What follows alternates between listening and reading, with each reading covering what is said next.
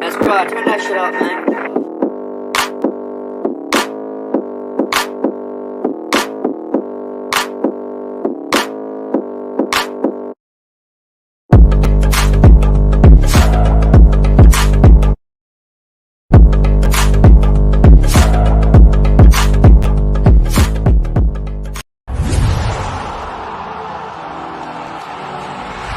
Projected to be at 20 for the Bears. Exactly, Greg. Oh my God! This is great. I am in heaven! What world?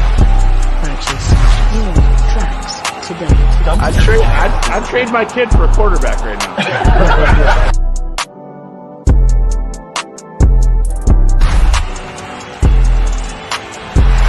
Oh, this is Claudia the Barber, and this is Shy City Sports. Keepin It 100. Chicago's trading up. Yes! What? Here it is! There was something else going on with this team because I love football. I play football. I'm a lineman, so I have a different perspective of the game. Yes. Let's go, Jenkins! That's confirmed from Adam Schefter also. Give me a tackle or give me death! It's got to be. This. Draft Dr. Phil and the smartest man. Keeping it 100. Chicago's trading up. 100. Yes! What? Here it is!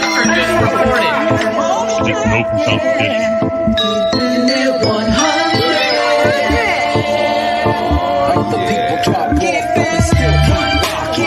I know we need to run the ball more. I'm not an idiot.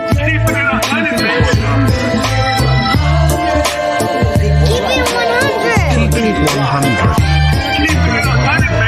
Open competition. Keeping it 100. The smartest man. My Chicago Bears select Justin Fields, quarterback, Ohio State.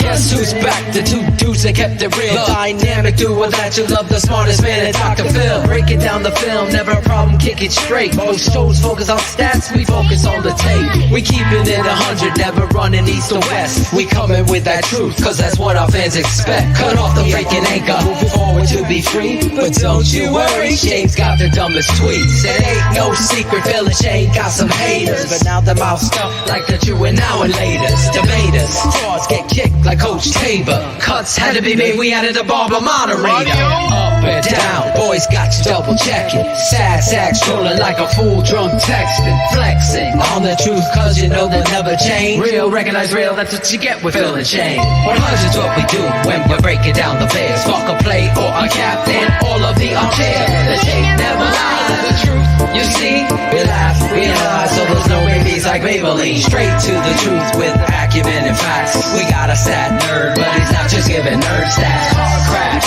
big impact like Max Sack. Every Wednesday night you got the smartest man and Phil back. Now we know you're smiling like a fat kid with fun debt. We're back better than ever and we're keeping it 100. Keeping it 100, baby. Keep it 100. Draft Dr. Phil and the smartest man. Keeping it 100.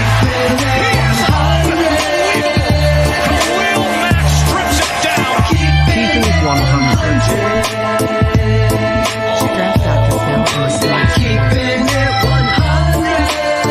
100, baby. Keeping it 100. Draft Dr. Phil and the smartest man. Keeping it 100, baby. Draft Dr. Phil. Keeping it 100. Shayne, Money Man Marsaw, and the guard.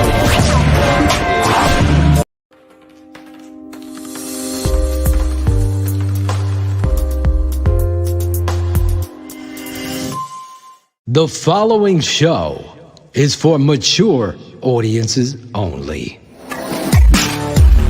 Shy City Sports.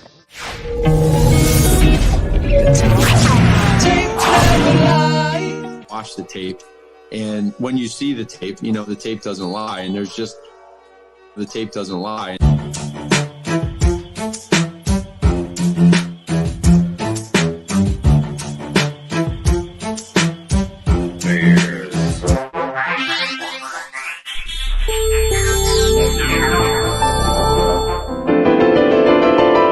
Ladies and gentlemen, boys and girls, It's that time again. Here we are, Wednesday night, 8:30. We got the two guys from TTNL Network, Mr. Shayne Marsaw and Dr. Phil Toshin, coming to give us a great show. We got Mr. Greg Braggs, who's lovable and likable. Sometimes you just want to give him a hug.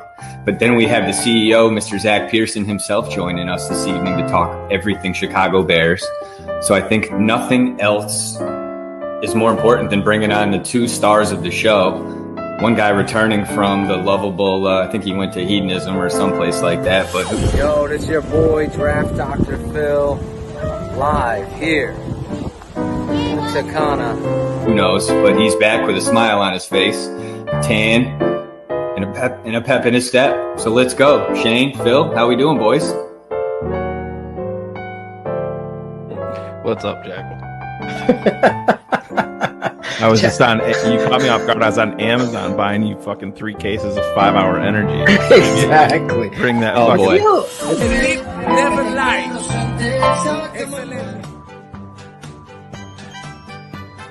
Never take cough syrup and mix it up with iodine and lye. Hey, this is David Kaplan. Yo, this is Dante Jones. This is Kenneth Davis. This is your boy, Lemmy Stenson. This is Matt Waldman. This is Paige DeMacos. What's up, everybody? It's Ryan All here with the Chicago Bears. This is Only Crooks with my boys. Yo, what's up, everybody? Former Bears tight end Zach Miller here.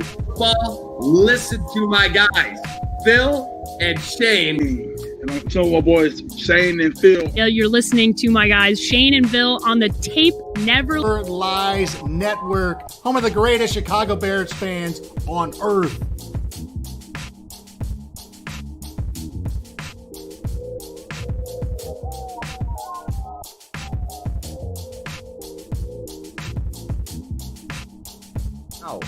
So they cut the Nick Foles presser pretty quick too. Yeah. Oh, they were getting nervous when Nick was talking. I've never seen anything like that.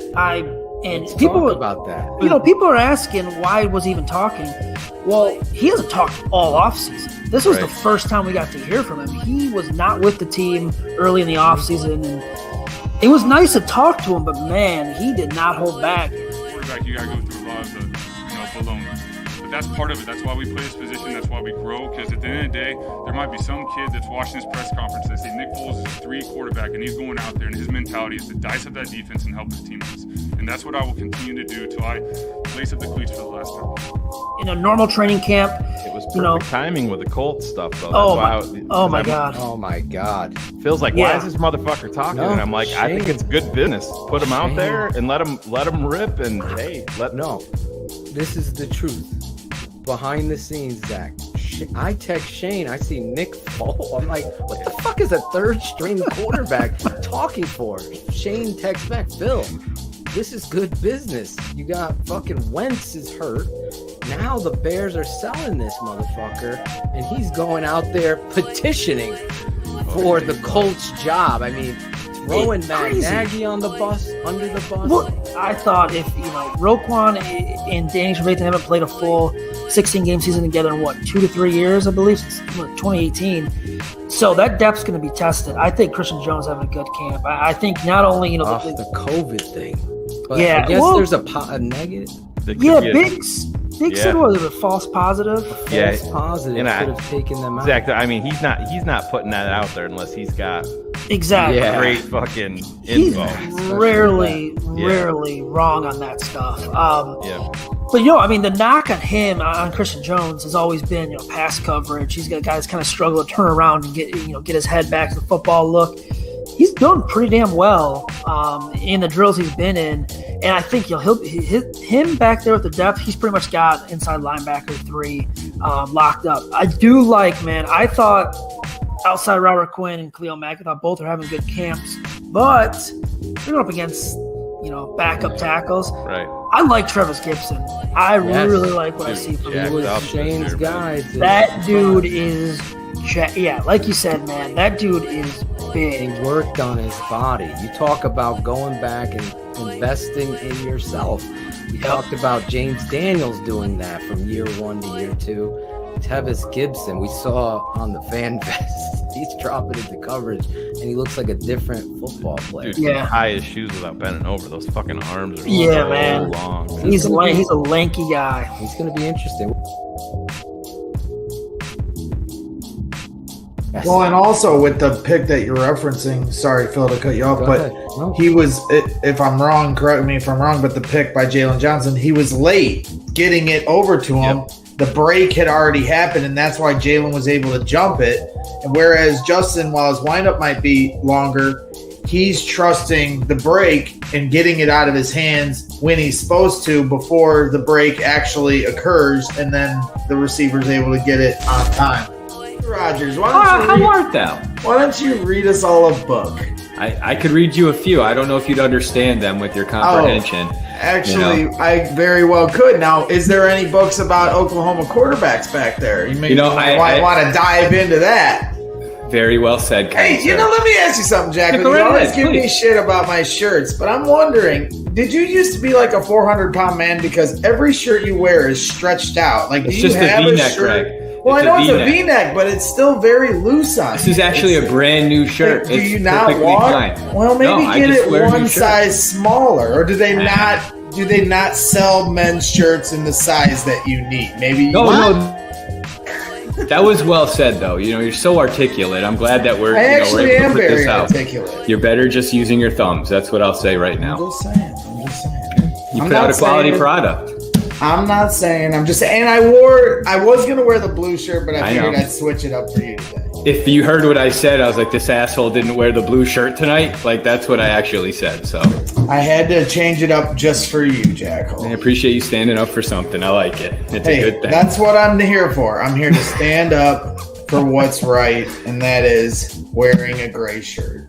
I guess so, But hey, kudos to you. You guys had a great show yesterday, and your content at the at training camp has been top notch, man. I'm telling you, man. You earned all your followers. The show short so we could make sure you guys got your fantasy football, circle jerk in. You're such a nice guy, Greg. I know. I'm sure you were.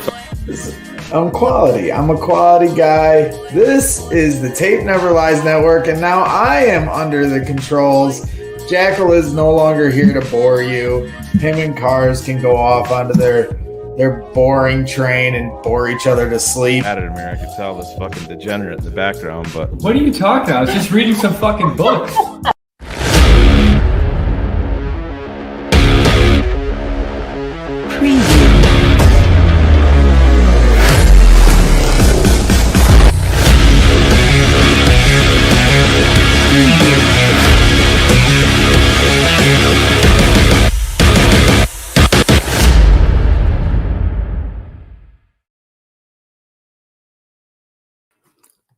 What is up, TTNL fucking family?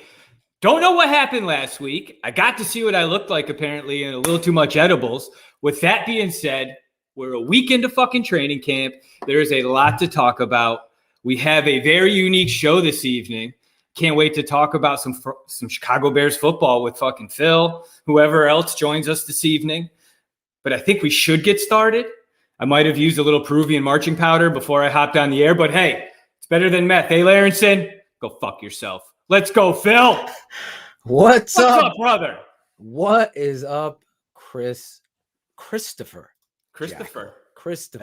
That'd be I. It's a beautiful day in the neighborhood. Oh, hey, man. I actually have a Mr. Rogers sweater, which I know I actually wear it to work. And but with that being said, I couldn't run upstairs and grab it when I saw that in the comments. It would have made for at least a good pop, maybe, possibly. I'm no comedian, though, as you can tell. Nobody is safe on this show when it comes to keeping it 100. It's the impetus. It's the sauce, as I say, of this network. We always keep it 100. Tonight, though, some breaking news. Do we have the breaking news drop? Where is that thing? Breaking news. There it is. Breaking news. The Tape Never Lies Network. Breaking news. Yes, this is your boy Draft Dr. Phil from the Tape Never Lies Network. Tonight, our guy, the smartest man, is not going to be on the show tonight. So you're going to get all of me. He's got something work-related came up. I'll be back next week. So all of me needs all of you.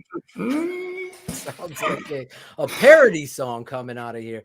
I'm so behind on parody songs on this network. I got to get Nightmares of Matt Nagy, Cool Kennedy.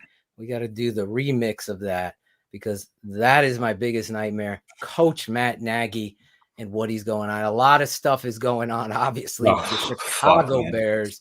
So much football talk to get into tonight, but I had to, get the business side out of the way. So more Phil, I love me some me, like Terrell Owens. There we go. Listen. All is right in the world. Listen, I got to keep it 100. All is right in the world. There's no draft mob. Draft mob is over. BHL will be appearing. Should I drop the BHL promo now since we're asking about this? I can't believe it's that time. Let's do it. BHL this Saturday. Bears, Dolphins. They are going to be playing. We're going to go live.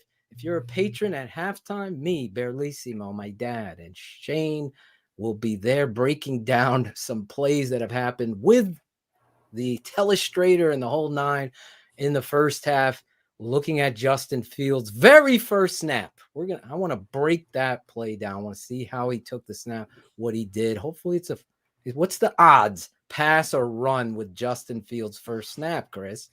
We have to look it up. I'm not you got to give me. There's an odds there, but it's 50-50, right? 50. Yeah, it's only 50. Where's Tooch gambling? That's my point. Shit. Where is that gentleman? What are you saying? Is it run or pass? What's the chat? I think he's just going to drop it down and take off for like a quick 40 and demonstrate Justin that foot speed. Tight end reverse. Yeah, Justin gets under center. First play, Matt Nagy calls Cole Kmet's number on a reverse. I see it. I would be ready to rant. But yes, Bears Hour live. I'll save the promo for later. All right, that'll be bro. We'll promo that, but that'll be this, not draft mob, Bears Hour live, and then halftime if you're a patron, obviously. So we're gonna do a little pregame get together before the kickoff, and we have TTNL people live at the game this Saturday. I want to shout out my guy Tom Boson, who has donated 6 tickets. We're going to get our TTNL people, our producers. Cool Kennedy will be in the building. Alex Acevedo will be in the building. Caden Whitlow, who's behind the scenes, will be in the building. Ron G will be in the building. So if you are TTNL head, 100 crew, let us know. Comment in the chat. We'll make sure. Speaking of the chat, Phil, aren't we looking for somebody from the Chi-Town area that we're just possibly in the chat if they just let us know they're out there? Yeah, we're looking for somebody in the chat. If you live in the Chicago area, let us know. Let us know. At the end of the show, we'll get to a little gift for you. So if you're going to the game, though, make sure Cool Kennedy, Rashad, there he is. Right there. He'll be at the game with his beautiful wife. The man. With his wife on her birthday. I want to give her a birthday shout out. Cool Kennedy. The smartest man's not here. Let's not start, talking about significant, he had a thing with Cherise. Let's, come on. We still haven't done Cherie's dating stuff. Oh, you didn't hear? You didn't? Oh, no. Okay. There's news on that front. Seriously, if you're going to be at the game, let us know. I want to make sure we get you over there. The game is 1:00 p.m. East. Yes, sir. 12 p.m. Central. If you're in the region, that would be 12 p.m. You will be at the game. Bears versus Dolphins. A historic moment. I don't give a shit what anybody tries to tell 100%, Phil. Justin Fields' first snap under center. Everybody had mixed emotions no matter where you stood on the Mitch Trubisky train or where you stand now with Mitch Trubisky. You know, I have my feelings, and we're not going to go into Mitch Trubisky diatribe. No, I mean, it may come up later on down the road. Who knows? But yes, we I'm can sure we can Buffalo week, we're going to have a lot of discussion. I'll bring Mhm. Logan Frost on with me, make sure his mic works.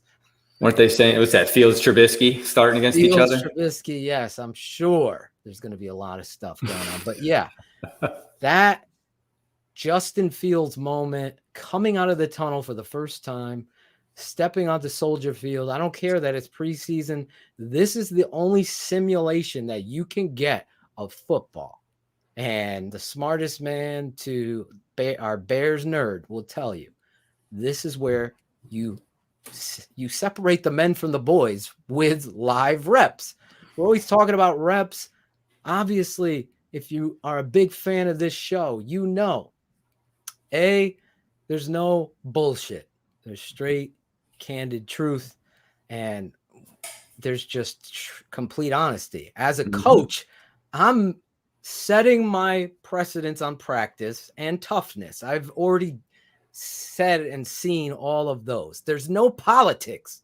Unfortunately, with the Chicago Bears, the fucking politics have leaked into football decisions. Wow. So as Ivan, my boy over at Sean and Maya's right there, this is a huge moment because everybody and their brother, from our guy Louis Riddick to my man, my buddy Adam Rank on the NFL Network, all eyes on me. What's that? All eyes on me. All eyes on Justin. There's no doubt. 100%. Andy Dalton's going to be starting game one, according to everybody that I trust that knows this team. We get it. But there is that narrative. There is those blog boys, those motherfucking blog boys out there. Blog boys. Right, bullets that are going to go. And they're going to have their pens and their calculators and their typewriters and their keyboards and whatever the fuck else they are going to have to watch Justin Fields. And they're going to have their story. Just like, yes, Jeff Hughes, you did back in November saying, Justin Fields, I want no fucking part of him. Caden, can you get that tweet somewhere? And let's not forget that you took that stance because he's a franchise killer. That's what he said. Now he's a savior. So everybody has their opinions. Justin Fields, the fucking spotlight, the pressure, everything. This city has chewed up and spit out quarterbacks like freaking, I don't know, who does dip, Chris? Like a pitcher in baseball doing there dip. You go. That's you like did the well. city of Chicago, just spitting out. Dude, we used to have a banner of all the quarterbacks from starting in 2000, and I couldn't fit all the freaking players in the list because there's like over 400 characters. There was like 35 guys. I mean, it was fucking crazy. The only thing worse is the Cleveland Browns list. You could see, but the Bears are there. And I've said this for the record. We're going to get into a lot of this. I see the chat is hot. Yes, sir. We want to hear from you. Fire some questions away. Let us know. We're going to get into it. We got a lot of surprises tonight. A lot of surprises. Obviously, the smartest man. Some not so good, though, you know. Oh, gee. But we got a lot of stuff. We're going to have a special guest coming up at 9:30 East. But right now, stepping in the plate, the seat, the guy that we didn't do a fucking raffle for Shayne. I wanted to test this guy's mic before he got on the show. It's probably not working. Who knows? He's big time now, doing interviews and shit. He's coming back for week 2, my buddy. There he is. Greg Braggs. Who's better? You've gotten more fucking reps than Justin Fields has at practice. I know it, man. This is busy. And the world never stops turning here at the Braggs residence. There you go. Nobody's more lucky than you. I got to give Jenny Braggs some fucking love. Saint. She gives you Saint Jenny. Yep. Saint Jenny giving you A lot of love. We got a lot to get into. I don't want to. Well, you talked about surprises, Phil, not to cut you off, but I'm going to give all the people a big surprise here because, you guys got your birthday. Remember your big birthday videos that everyone enjoyed. So I gotta do this for the 100 crew. You're going Bert Kreischer the on us? nipples here. Sweet. And I got to don the shirt. I had the other shirt on, but I made sure to bring it. But I wanted to get topless for Jackal because I know how much he enjoys my physique. We literally just watched exactly 75 people come off the fucking show. Rocking way to hit the brakes on the show, Greg. Good job. The fucking viewership just went. Here is called the Cobb Quickie. Everybody around the world is getting out their Cobb Quickies, and that you did a fucking costume change live on the air. There's hope, guys. There's hope. Yes, there is. Yeah, up with hope, down with dope down there. What the fuck was that? Holy cow. Guys. Cherie's crying in the background. I could see her. Cherie, there was nipples, but hey. You got two nipples there, not just one. You got the total package. People get offended with me cursing for whatever. I mean, have you we just had a naked man, so, I told my own father. He's like, listen, you guys have the greatest show. I'm telling you, but you gotta stop cursing, Philip. And I go, Dad, it ain't fucking happening. Just like that. And he laughed. And I was like, this is what it's. I can't do something I'm not. This is who I am. So when I meet you, and I want to meet so many of these fucking 100 crew fanatics. Oh, come on, Cherie. You know you liked it. Come on. So, anyway, Greg with the costume change. Let's get into this depth chart. Earlier this week, or last night, it just appeared in the middle of the night. I was talking to a former Bear when it appeared, and he's like, did you see this depth chart? I'm like, no.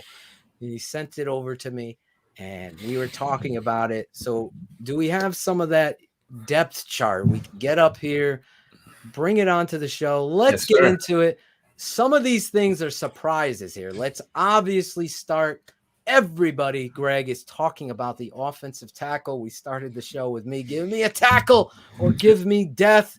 You were on that show in that moment, and it's come out, guys, that the Chicago Bears were going to take Tevin Jenkins at 20 if they weren't able to trade up. So if you're just hearing that now, yes, I'll repeat it.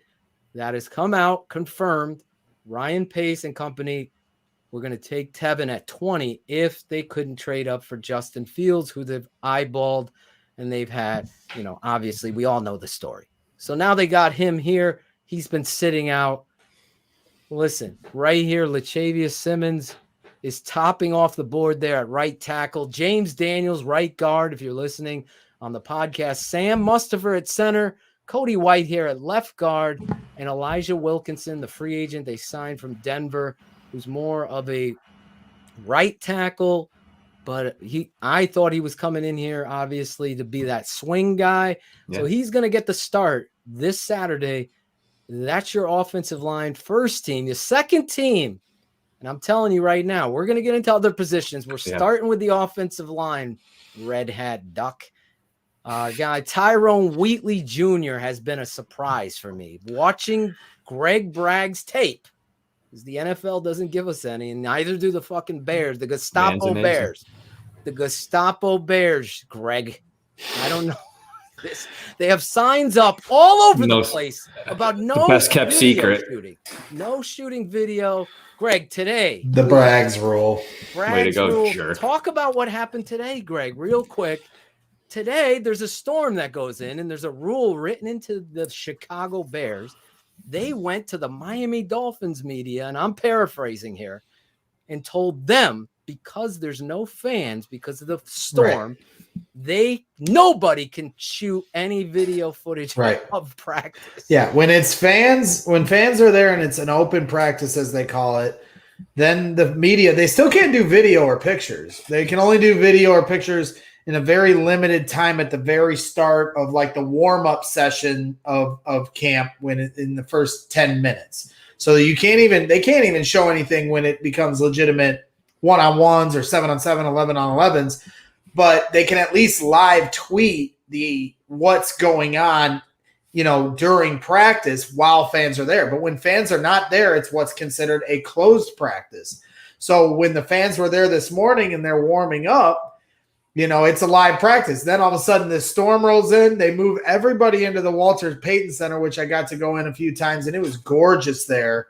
And it's a beautiful facility, but they moved everybody in there to, keep them out of the rain before they moved them back to the buses. I don't know about that, but maybe a little bit. That's how you can afford to take so many days off from work. Is that what's going on? You got thank God some moonlighting career. None of us know about. Thank God I didn't try to go today. I mean, seriously, it took every ounce of my being to not try to go today or tomorrow. Really?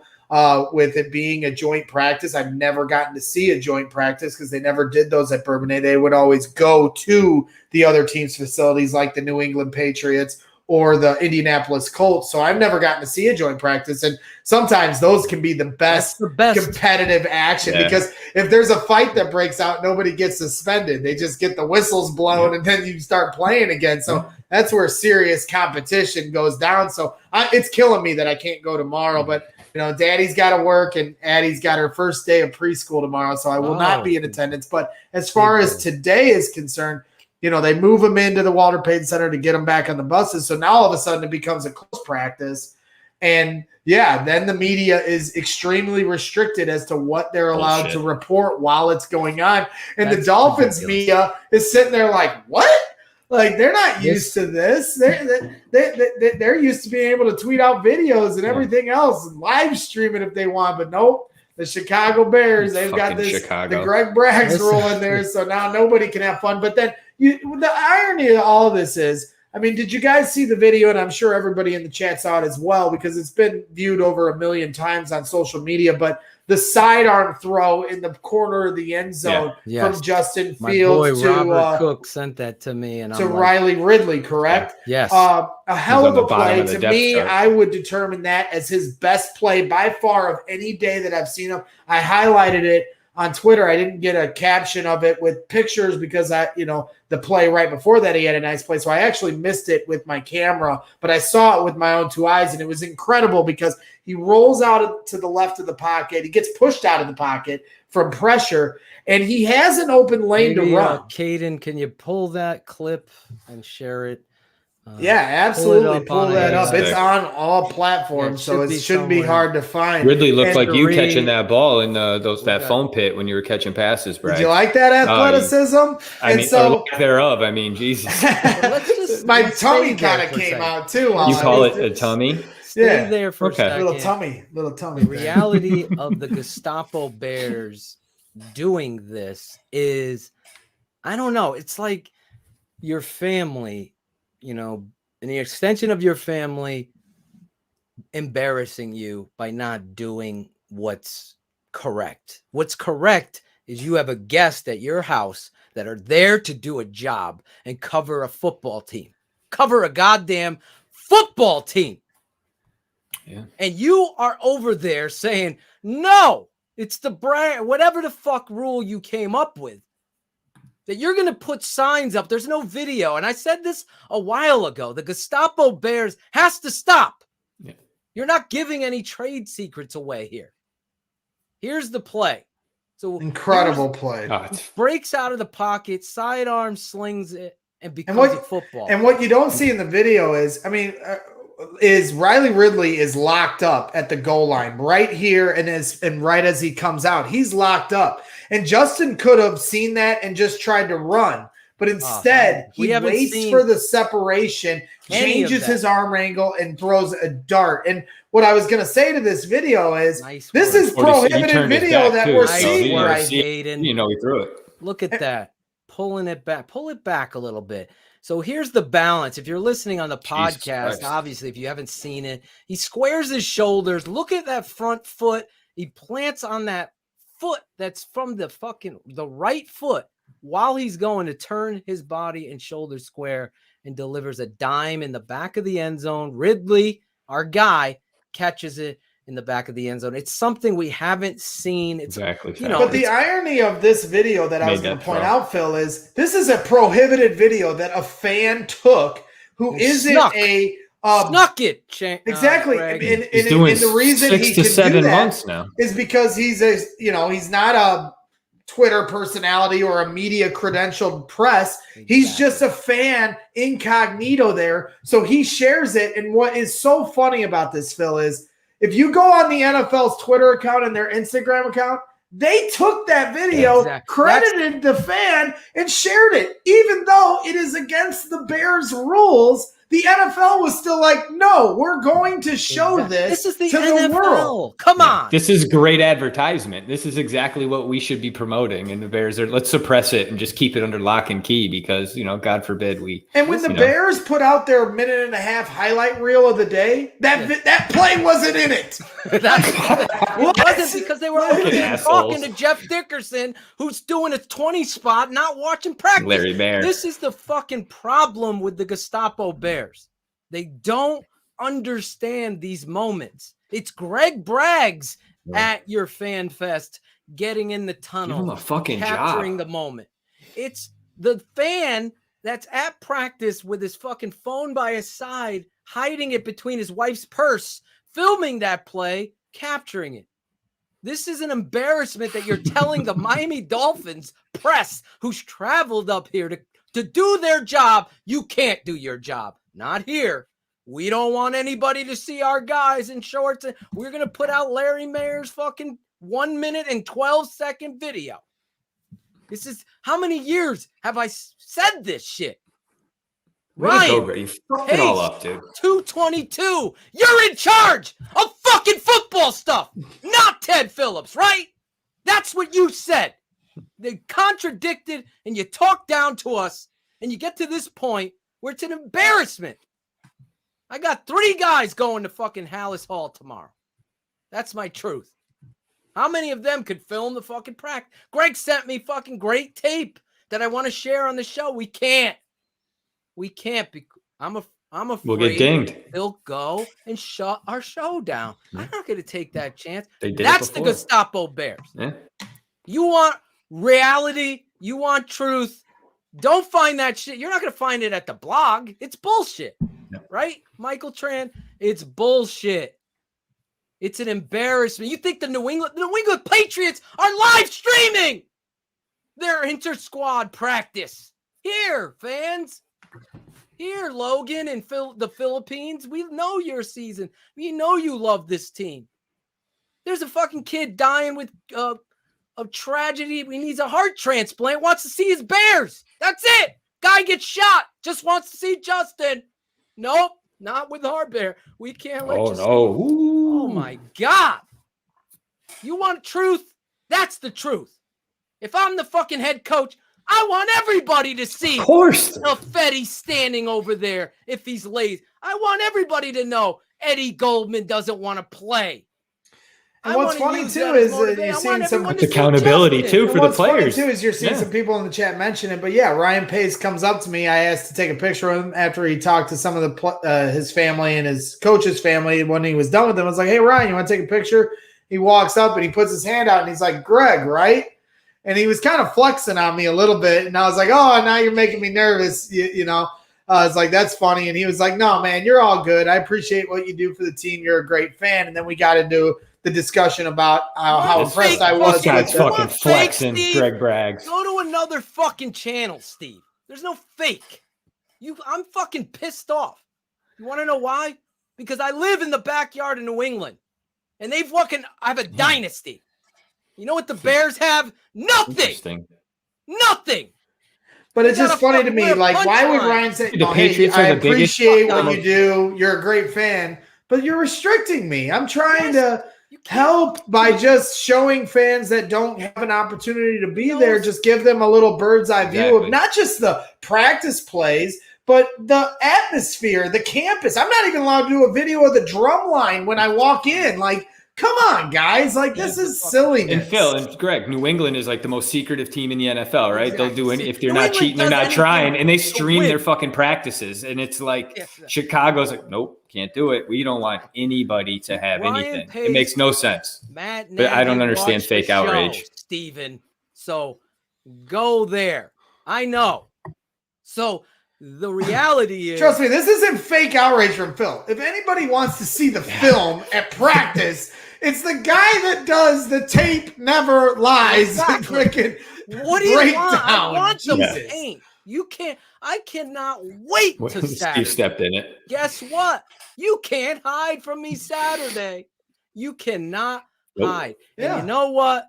You want truth? Look in the motherfucking mirror and ask yourself how you know Greg Braggs. You don't know Greg Braggs because he knows football. You know him because he knows where to put that fucking camera and capture a moment so you can share that shit with Justine, Cheryl, Joe, and Steve motherfucking whatever the fuck his name is. Clown Boy Steve.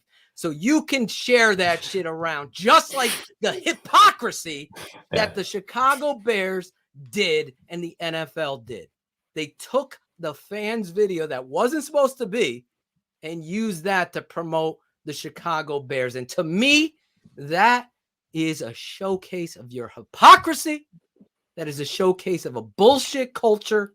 And granted, this guy I've seen Coach Nagy call plays. He, not Tevin Jenkins, and we haven't gotten into this shit, is my number one worry. Coach Nagy. He knows it. I'll say it to his face when we get the opportunity. He is my worry. How he uses his personnel. Does he allow politics to enter? If you're so worried about Greg Bragg shooting a video of Cole Kmet in shorts, helmet, and shoulder pads running through the seam and making a goddamn catch in a 7-on-7 drill, then you're the issue. So who's making that call? That's all of them to answer. Who's calling the shots, ATHF 2000? George, Ted, Matt, and Ryan. All of those guys have made that call. They went down there. I could tell you even more. I got beat guys complaining to me. I'm not going to say no names, but I'll say this. They're fucking shutting you down once you're able to be shut down. And that to me is the hypocrisy of this team. And you know why? Because the Chiefs aren't doing it. The same guy. I love Andy Reid. Andy Reid has taught me everything. Blah, blah, blah, blah, blah. Andy. Well, Andy ain't fucking shutting his media down. They're showing highlights all over the place. No, Johnny B was at camp doing all sorts of video because they're proud of their quarterback. They want to share their quarterback with the world. Exactly. They're not scared of anybody. They're not stupid. I mean, they know a good thing when they see it. I have no concern whatsoever what anybody thinks. This is my real stance. This is embarrassing to me. My father said it. You know what's going to be more embarrassing? Not giving Justin Fields one fucking rep with the ones. That's going to be embarrassing too. You want to see a rant? You better turn on BHL Saturday. You're going to see this guy, Greg, and Alex Acevedo, and all these guys live. And I'm going to rant my ass off afterward when I see how they handle this personnel, because there's nothing you can say. Remember bubble wrapped Greg? Who was the two guys yelling and screaming right here? And I had all these fucking trolls. Yeah, this is the new day and age. I had Aldo Gandia. Phil, you don't know it. It's not right. That was when I got offended by him. Aldo, you know it. Fucking, you took a shot at my father then. This ain't your dad's I formation. This is new NFL. You got to keep everyone healthy. Nope. This is football, baby. You want the game of football? I'll tell you what it's about. I played the game.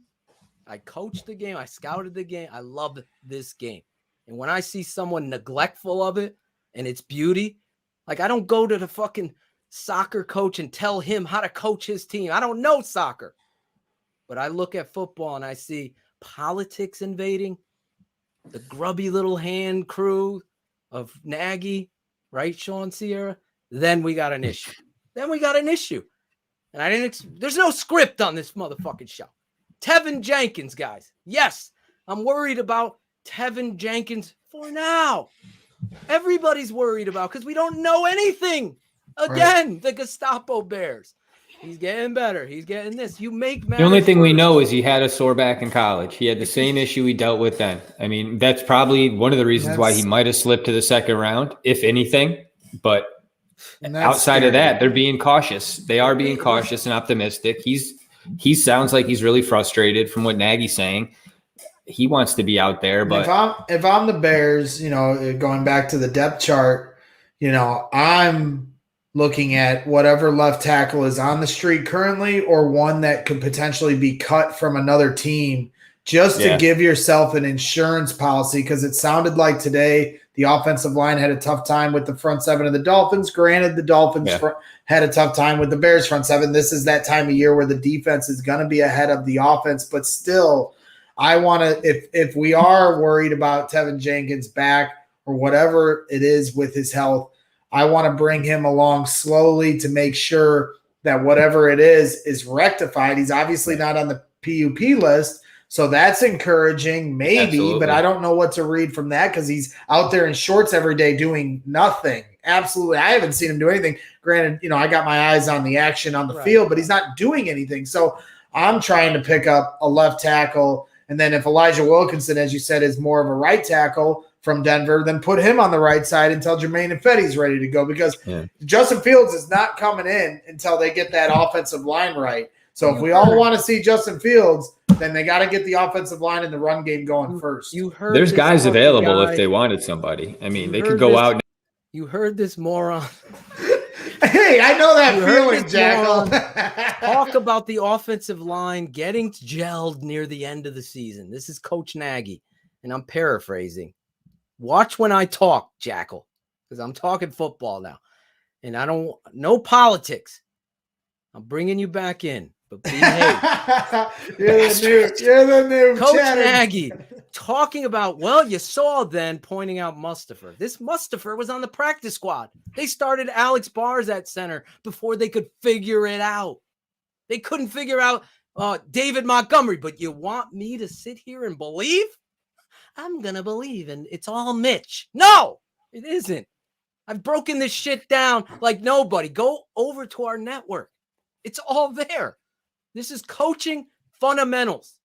If Matt Nagy says, I want this run play block like this, then Harry Heastan, you're out of here. You're not coaching it how I want. You're the head coach. You decide. Critical situation, 4th and 1. Who's in the game, Greg? It's not David. It's Cordero fucking Patterson, who has the instincts of a fucking ram into a wall. That's not who you want. Yeah, speed, and you run him to the short side of the field where he can't even use the speed. These things you all know, but you forget because we're, Charles Leno. Charles was average. No, none of that is true. That's what we stand by. If you don't like the truth and you don't like me, that's fine. Go to fucking watch another show. But I have so much tired anger towards this. I'm tired of Mark Trestman's. I'm tired of John Fox's and Jay Cutler's. That guys that don't give two fucks and are so worried about themselves. You want to win the game? Amen. It's together is how you win this fucking game. I will get every motherfucker on up run 7 plays. 7. And until you stop that's how you get your guys on your side. And if it's Dieter Eisland that's better than Sam Mustafa, then you put him in there. Fuck the narrative. Get the best players on the fucking field. It's not that hard. Ryan, you're the GM. You're there watching practice. Don't let the politics. Don't worry about Tevin. If Tevin's on a sled pushing it up the hill, that's telling me they're waiting for him to be perfectly healthy. Let's test him out. How's your back doing? We got to trust that aspect of the trainers and everything. Don't start fucking going on. This is Chris Williams too. We haven't even played a game. Let's watch and see. This could be nothing. Remember Curtis Enos and Cedric Benson, all these holdouts. That's something different. This football team, Tevin Jenkins on tape, is as talented as any tackle I've ever seen with the Bears. That's on tape. How he transitions is an unknown right now because he's been hurt. We got to trust that process. Fuck the whys. I'm going to lose my mind if we hear about this whys. There's no why. The whys. No, you're not wise. Get wise and hold everybody accountable. If Alex Bars is your best right tackle, then put him fucking there and leave him there and get him ready. Yeah, give him a few reps at guard to be prepared, but get him ready. That's it. That's what your job is to do. And hopefully that guy right there becomes your focus. What are you talking 32 is the identity. How many times do I have to say it? I love David Montgomery. I'm a fan of David because of what David does on the football field. And I go back again. You ain't going to do it selfish. You're going to do it together. And if you can't get that going in your fucking heads, then I don't know what to tell you. But I believe when I look at this roster on paper, Greg, you've been at the practices. This team has a championship fucking defense. And I told you we're going to get back into the fucking depth chart and a lot of other stuff. I've been fired up tonight. But the Tevin Jenkins stuff, let's just pause, as Cool Kennedy would say, and see how that plays out. Everything else will go. And Greg, you're 100% right. Justin Fields has to be protected. You need to get the offensive line together and cohesive. I think you got some parts. I'm not a big believer in Sam Mustipher on the tape. I trust my boy Olin Kreutz. He loves him. I love Dieter. The games are going to fucking tell. If you're a patron, you saw X's with the O's, and you saw my father say, I loved Larry Borum the most out of all the tackles in the draft. The Bears have him, and then I liked your guy, Jenkins. So you got two of these top guys, right? One's a little banged up, nicked up, and we're going to find out what he is.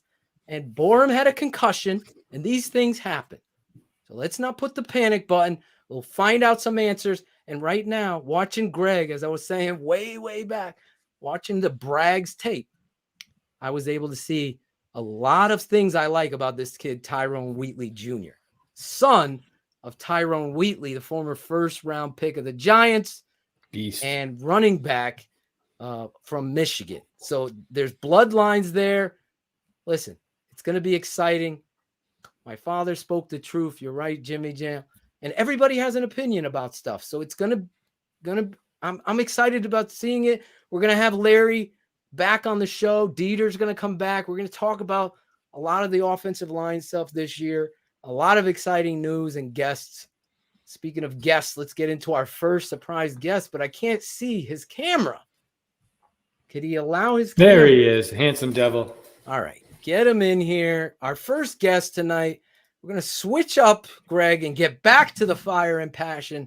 Fire and passion is this guy, Marvin Baruda. Marvin, where are you from?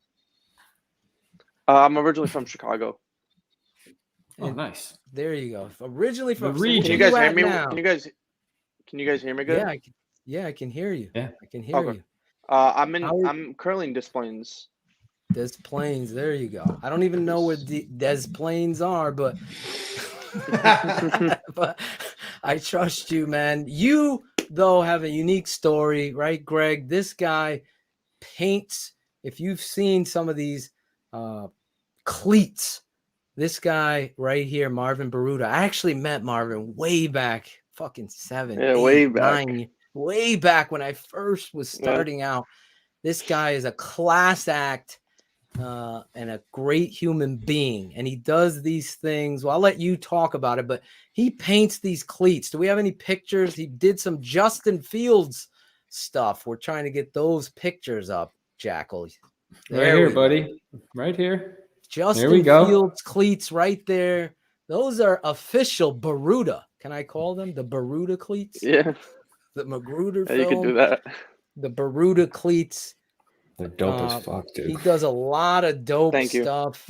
You do it all around the leagues. How did you get started doing this, especially as a fan? I would love to know how you started getting into this. Well, this is my first podcast, by the way. A lot of people have asked me to do their podcasts and stuff, and I've said no. But so it's an honor to be on here for the first time for me. And then, you guys, I've kept up with some of your guys' stuff, so I appreciate you guys reaching out. But my story, so it was when Trevathan had first came to Chicago. Okay. He, I was like just messaging constantly through Instagram, through Twitter, through Snapchat, and then he finally gave in, And a lot of these athletes, that's the last thing that's on their mind. And at that time, no one really knew what it was, So I kind of was just like messaging him like, hey, dude, like just meet me at Hallis Hall by security and just give me a pair and then I'll take care of the rest. And we had gotten him in like July maybe. So I didn't end up getting a pair of cleats until October, a couple days before the Vikings game for Halloween. Oh, really? And it was a Monday night. So yeah, so I was on his ass. I was just like, dude, just give me the chance, And finally he gave me the chance, and man, like it's still surreal. Like, I mean, now we're like really close, but like at the time, because this is the only sport I watch. I don't care about basketball. I don't care about any other sport besides football. I don't watch any other sport either. So it's just like 6 months of just straight Chicago Bears football, and then after that, I just go and hibernate. So yeah, I just reached out to him, and he ended up giving it to me, and he gave me like 2 days pretty much to do them. Really? And I had absolutely no idea what I was doing. I had no idea. I was YouTubing, going on, there was no one I can ask either. It's not like a class you could go to or whatever. So yeah, he ended up I ended up doing it was the Halloween theme. It was just blue and orange. And I didn't even know rules at the time. The rules at the time were like team color, know this, know that. Yeah, so I ended up doing his, and then we ended up doing many pairs after that. And then it kind of blew up, and then that's when I got to Tyrann Mathieu, and then Tyrann Mathieu just took me on another level. Yeah, by sharing this stuff, obviously the Monday Night Football cameras captured it too. I remember it very well. And then Twitter, Greg sharing and Shayne sharing with me this. And I'm like, wait a second, I know this guy. And I appreciate you jumping on this show. Obviously, a lot of fire, a lot of passion, just like you. I don't watch any other. Greg and Shayne talk to me about baseball bat. I'm like, can we talk football, please? I have no idea what you're fucking talking. I don't know this white dude who can jump and dunk from the Lakers that the Bulls got. I just want to do my thing here with the Bears. Obviously, it's a love-hate relationship that we have with them. Greg, you had a question for Marvin. Yeah, so getting linked up with these players, obviously big opportunity for you, but then the NFL does the my cause, my cleats, situation.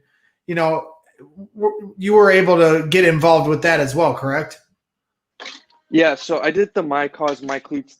My first year, it was Marquise Wilson and Crevon LeBlanc. So that meant no one was doing it back then. Yeah. No one was doing it at that time. And then it was against the 49ers. I remember that. I think we ended up beating them. Yeah, we ended up beating them. I think Colin Kaepernick was quarterback. So it's been quite some time. But yeah, so I did that, and then the year after, I ended up doing, I think it was like 40 or 50 pairs. We did. Yeah, there was just my cause, my cleats. For my cause, my cleats. What's your favorite of all the causes that you've been able to be a part of? Which is the one maybe that's your favorite one, if you could pick one in particular? Man, honestly, one of my favorites of all time, actually, it was Mike Glennon's cleats. They were CPD, Chicago Police Department. They Did just you put a man, giraffe on the back of it? He had to fit his meshed Glennon so shot. well. Yeah, those are one of my top favorite ones, and not to get political or anything. I just love the way they turned out, Right. with the city, and then like I don't know, they're just one of my favorites. In Chicago, it represents Chicago. Yeah, and that's another thing. It represents Chicago. Absolutely. That would. Now, how long do you? What do you do? Because you got two of these to paint. So does the player come to you with an idea or a plan, and you just take it from there? Or how does that? Cleat, right there. If you're listening on the podcast, Marvin Baruda, you could follow him.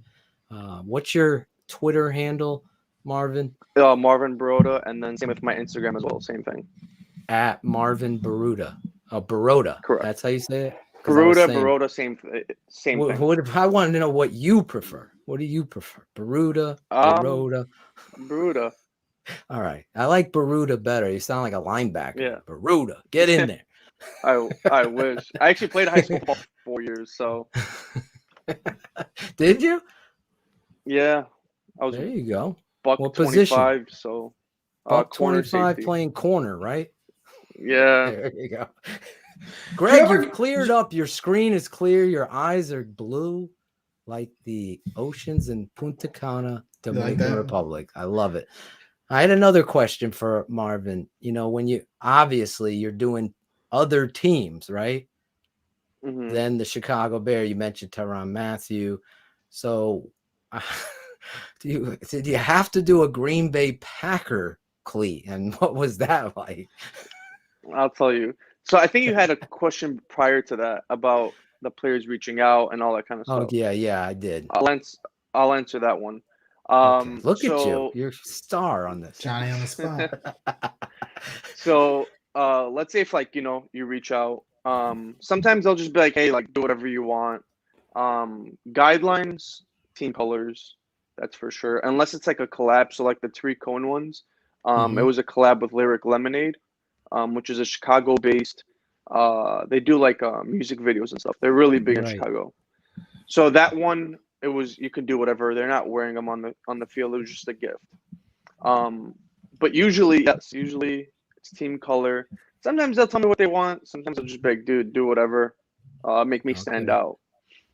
So it just depends on the player. But to answer your other question, I did do a pair for Ty Montgomery. I'm sure you remember Montgomery. Number 88. Yeah, I did it. Yeah. I did a pair.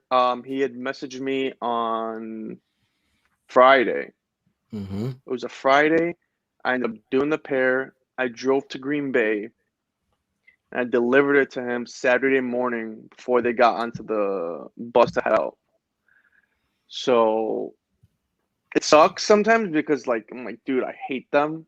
As it's as when they go against us, not individually. So I'm just dude, I'm like, whatever, Yeah, it's business at the end of the day. Did you put what Barlissimo was saying? A little if it showed up on a black light, you're like Green Bay sucks on the back in invisible. A hidden message. Hidden message. I put some needles inside. That's what I was thinking. Yeah, slip some weights into the cleat, underneath, so it slows them down. That would be dope. Yeah. We're putting some weights in these cleats. Yeah, no one would know. Let me ask you this, Marvin. In your time working directly with these guys, did you ever come across Cam Good, who also does some side work with these guys with visually stuff? Because I just love how both of you bring the artistic swerve to football. Football is a beautiful sport. And I just feel like you two are kind of have this symmetry of a great style and finesse to the way you bring art to football. Yeah. Nice. So Cam Good is a legend. I love his work. He used to work for the Bears actually. I know. Yeah. They dropped the fucking ball and let him go too and hired someone named Talicki. Yeah, but honestly, it's a lot better for him because he was able to branch out. He's done a lot of things with a lot of other Chicago teams. So it's honestly, better for him. Sky's the limit for him now. Where it's like when you're with the team, you're man, like they're there all day. With production and editing and post production, all that kind of stuff. And he does a lot of the work that was handled on the Bears. That's why their media was so dope back in then. And now, I mean, not that it's bad, but it's decent, but nothing where Cam Good's horrific. It's horrific. No, I'll say it. Have you guys ever considered a collab of any kind? If anybody's good at highlighting someone's work, it's him. Look at those cleats. Yeah. So those were for the Hall of Fame game. Actually, Tilly Gable got fined for those. Did he? Because it said Turbo on there. Oh, stupid. God. Well, how much? How much do you know? Was the fine like $10,000? I think it was. It used to be if it was not team color. Brandon Marshall was one of them when he wore his green. That. That was a night game. But I think it was like 900 or 600. It's 9 or 6. It was one or the other. Easy in that. Yeah. I would eat that too if I had a message to say, especially if I'm making that kind of money. You know what I'm saying? Let me ask you this: artistically, I'm sorry. Finish Greg's question. No, you're good. I'm sorry. So Cam, when I did the official My Cause My Cleats, when I did the 50 pairs, he was actually here with, he was the one who set up everything and did the whole 9 on like the videography, photography, and all that kind of stuff. We keep in touch here and there, but man, he's so busy. Yeah. That I'm just like, dude, whenever you have time, it's cool. If not, and plus the thing is with me, I'm not busy all year. So the time I'm busy, he's busy. The time when I'm not busy, he's still busy. So, but soon, eventually, definitely. Sure. Let me say this to the audience real quick. I can't read those comments. Don't worry about the comment. It's just an observation. It's cool that Alex Smith, the chat room, is saying that he's there. That Doug Peterson has come there to practice to help out Justin Fields was the comment, and I agree. We're going to get into that. We have Marvin Baruta, artist. He does all these cleats and does his artistic flavor to them. If you're just tuning in, we're taking a little break from the football talk, obviously getting you ready for Bears Dolphins. Those of you seeing in the chat room or anywhere about Deshaun Watson being cut or waived, that is just a false account. There's no truth to that. Until Adam Schefter, Ian Rappaport report these things, just know that there's a lot of fucking guys that want to be first, that want to be funny. That's not any news. So he is still on the Houston Texans for now. Obviously, they want to get some. It's nobody's fault. Everybody gets freaking caught up by that, Cam. Don't worry about it. I just wanted to clear that up and ask you this question. When you have this cleat, it's not an easy thing, I would imagine, to paint. Or what is there special paints that you use for these? Obviously, you've already listed that you got to stay within the color scheme of the team and what have you there. But is there a special paint that you attack these things? And what's your day job, as Tom Boson was asking in the chat? Is this what you do for a living, or is this something on the side that you're doing? So in the previous pictures, when you were showing the My Cause My Cleats of, what's his name? Crevon LeBlanc. I didn't know what I had no idea what I was using. So that's why I knows the rain had tore up the paint. But over time, I learned what I can and can't use. I use a brand called Angelus paint. They're flexible. It's a flexible acrylic paint used for like leather and stuff like that. So it works perfectly fine. Everything that you see on my Instagram or on my website, which my website's down for some reason, I gotta figure that out. Everything is used from Angelus paint. How come the swoosh? That's a good question from Eric Alley. How come the Nike swoosh was backwards there? Absolutely no idea. It's that whole design of those cleats. It's called the Nike Untouchable Pros. They're all like that. Couldn't tell you why. So, HL Priest had a question for you from the chat. If you have a question for Marvin, in the chat. Please get it up. Get it. You can tell rolling. Braggs is a sneakerhead though with that question. Just throwing it out there. I am not. I definitely am not a sneakerhead. I finally upgraded from my K Swisses in high school. Hey, I had a pair of K Swisses in elementary school. Who was obviously being a Chicago Bears fan, Marvin? Like, is there a guy that was your favorite player? And now somebody that you really are excited about, obviously Justin Fields, but is there anybody else? And who has been your favorite Bears player here? Man, my favorite Bears player. That's a tough question. Devin Hester for sure. I would say you and Greg. Yeah, Devin Hester. He actually reached out to me not too long ago for his son. Oh, but then really? COVID happened. Yeah, COVID happened, and then football was shut down, and so on and so forth. Who's your guy? Who's your guy on the team now? My guy on the team, Trevathan, man. Danny Trevathan. Danny Yeah, T. but if this guy was still on the team, he'd definitely be my number one. It'd be Zach Miller for sure, no doubt. Oh, Zach. Yeah, number 86. Zach is. We had him on the show. Zach is a different breed. Oh my God. You saw the open in the show. There's Zach Miller, amazing dude, friend of the network, great dude. That's awesome that you brought him up.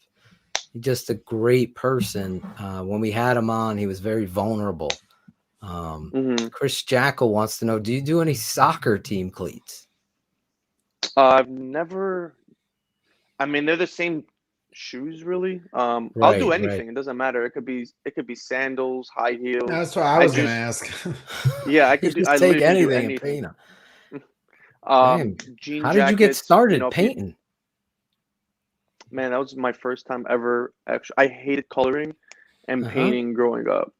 I would just draw, and yeah. I mean, it really is an art form. I mean, the detail that you put into these. If you're listening to the podcast, you got to go over to the YouTube channel, The Tape Never Lies. Check out these cleats. I mean, there's a lot of emphasis on detail, color.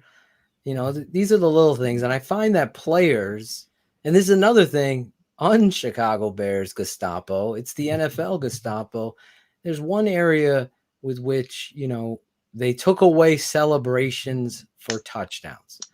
They took away, certain sack dances. You can't do that. And there's a lot of obvious things that we could complain about football. But one thing, allow a player to be creative. As much as I am all about the team, I understand that some players get ready and want to look pretty, want to look a certain way. Psychologically, that helps them perform. And to be able to have your brand or have a statement or you stand up to cancer, whatever it is, this kind of stuff should be something that is allowed, in my opinion. And you just are a superstar when it comes to this stuff.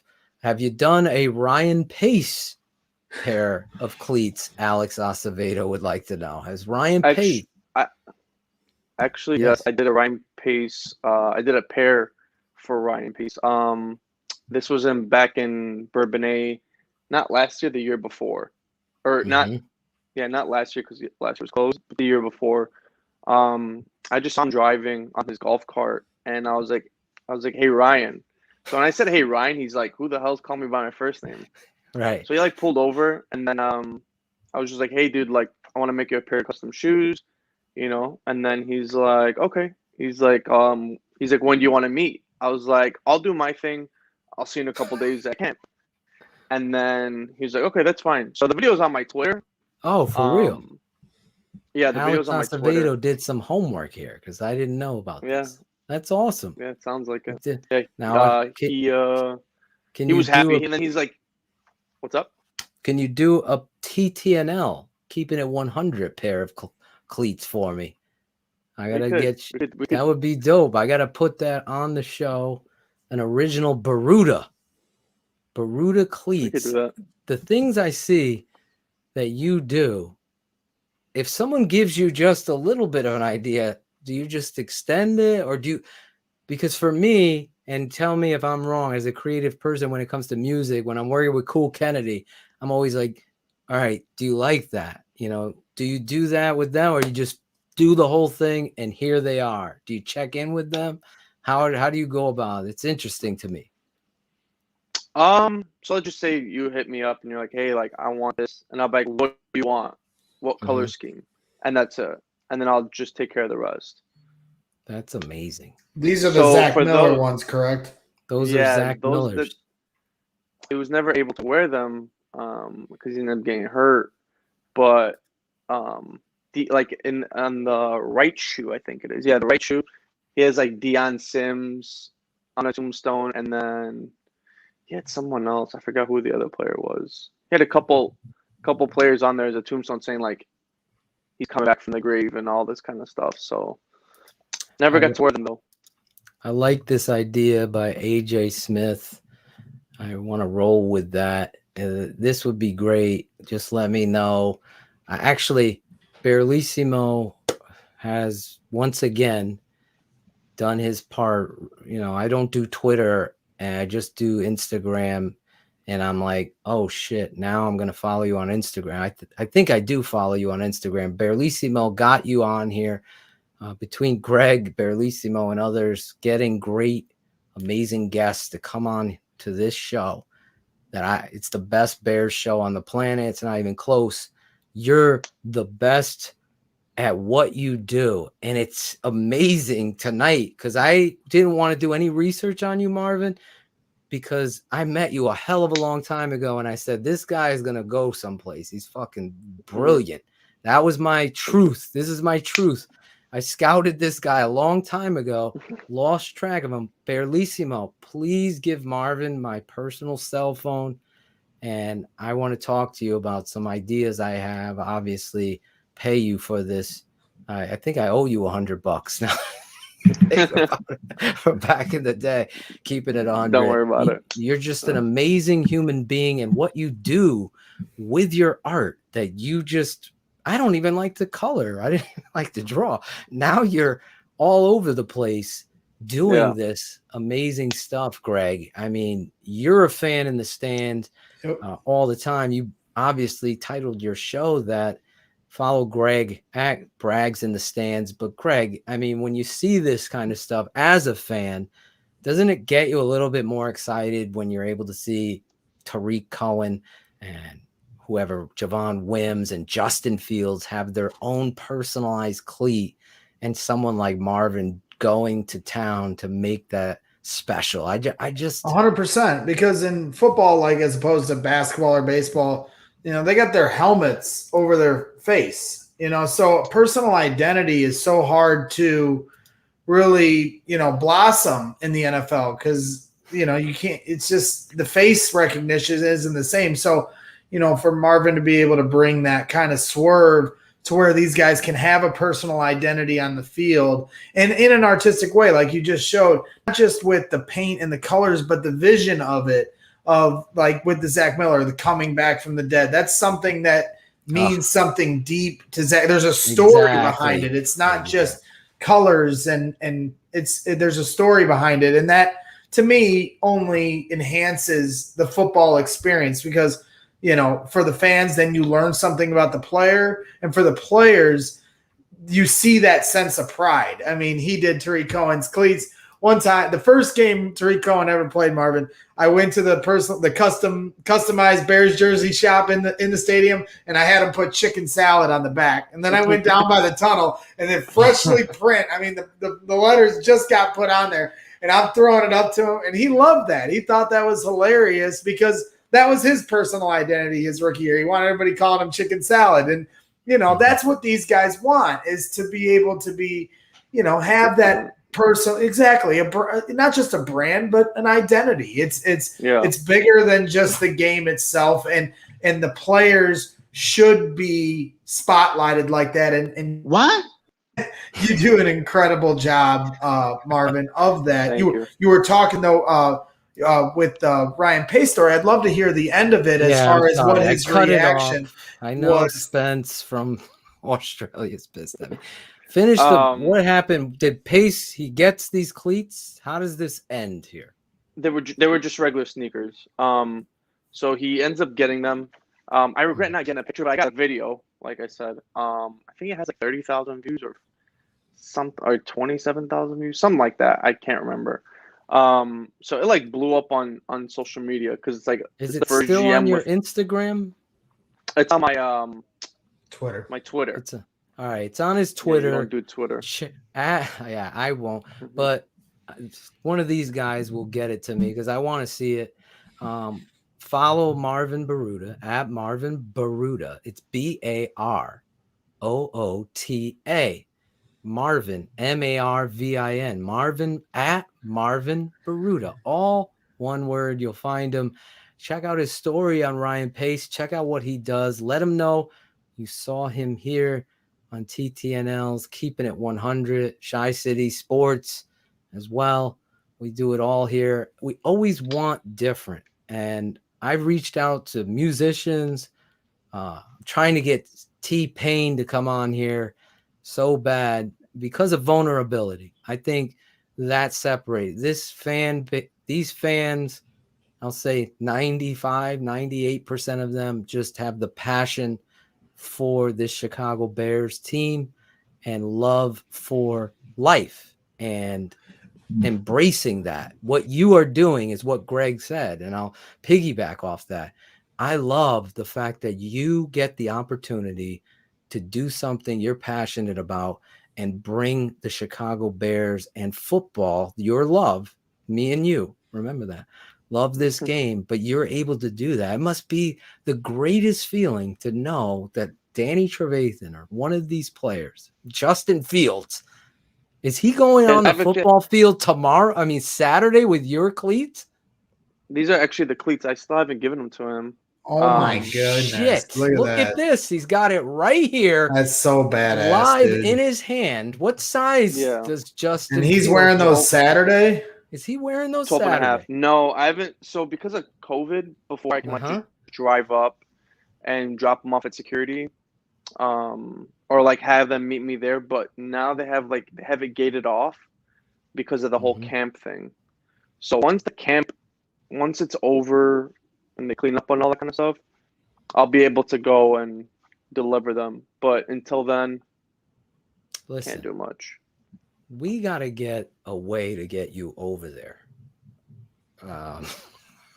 Are you busy tomorrow? Are you busy tomorrow? No. Why? What's up? What do you got in mind? I got something for you. So Jackal knows. We'll send you to camp. We're going to, I'm going to send you to camp tomorrow. Are you down for that? Yeah, we can do that. I'm dead ass serious. Perfect, Phil.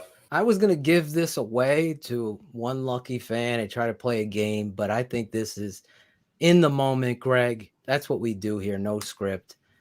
I'm going to send you a ticket, a pass to camp tomorrow. You'll be there. Bring the cleats and get it to Justin Fields. However, I will make sure that the people I'm sending with you definitely have the voices to get the attention of the players and the people. This is something I believe in spirituality. I believe in God. I'm not a religious person, Marvin, but I am deeply, deeply spiritual. And God does things in certain ways and brings people together. There is no script, as Jackal saying.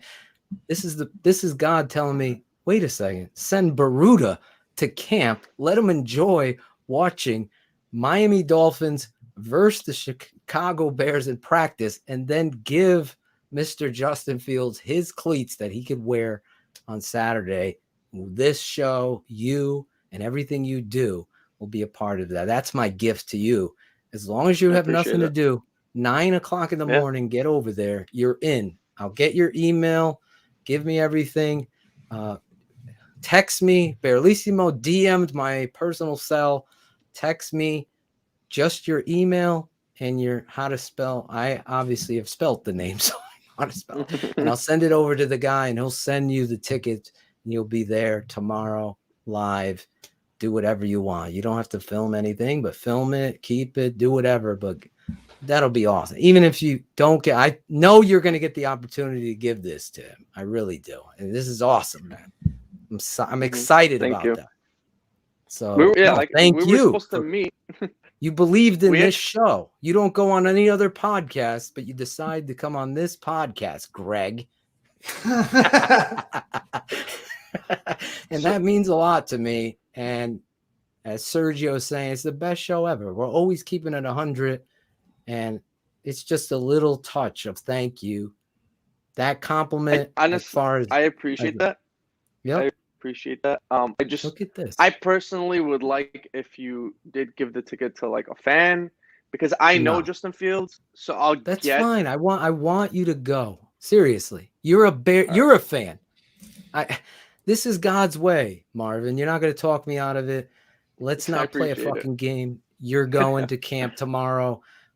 Even if you don't get to give him the cleats, I think it's fantastic that you, in this moment, Jackal knew exactly what I was thinking. You should have seen, if you could see Jackal, the producer, she's like, yes. Because I was like, oh, well, I have 1 ticket left. I've given 3 away. And listen, as EJ said, that's what's up. That's what we do here. I don't play any games. You're a great human being. Follow this guy. Greg, did you have any, or did we have any other questions for Marvin before we let him go and I start screaming again? No? Do we have any more? Oh, Tom had a great question. One last thing. How long does the average time take for you? Is there like a time frame, or is it each individual for a pair of cleats? Each individual. So the ones I did for Fields, so those aren't painted. I actually sewed all that together. Really? Yeah. That took about. The guy paints, he sews, he's fucking Da Vinci over here. that one took about like 15 hours. I had to take the whole shoe and kind of map it out, right? But if I were to paint, I don't think I have anything out that's painted. I don't. Okay. Actually, I just made these shoes myself. These Jordan 1s. These are made from scratch. Holy shit. And then on the inside, it has like the Chicago flag. Look at that, Greg. So badass, man. Look at that, Greg. I know that gets your attention, those stars and those colors.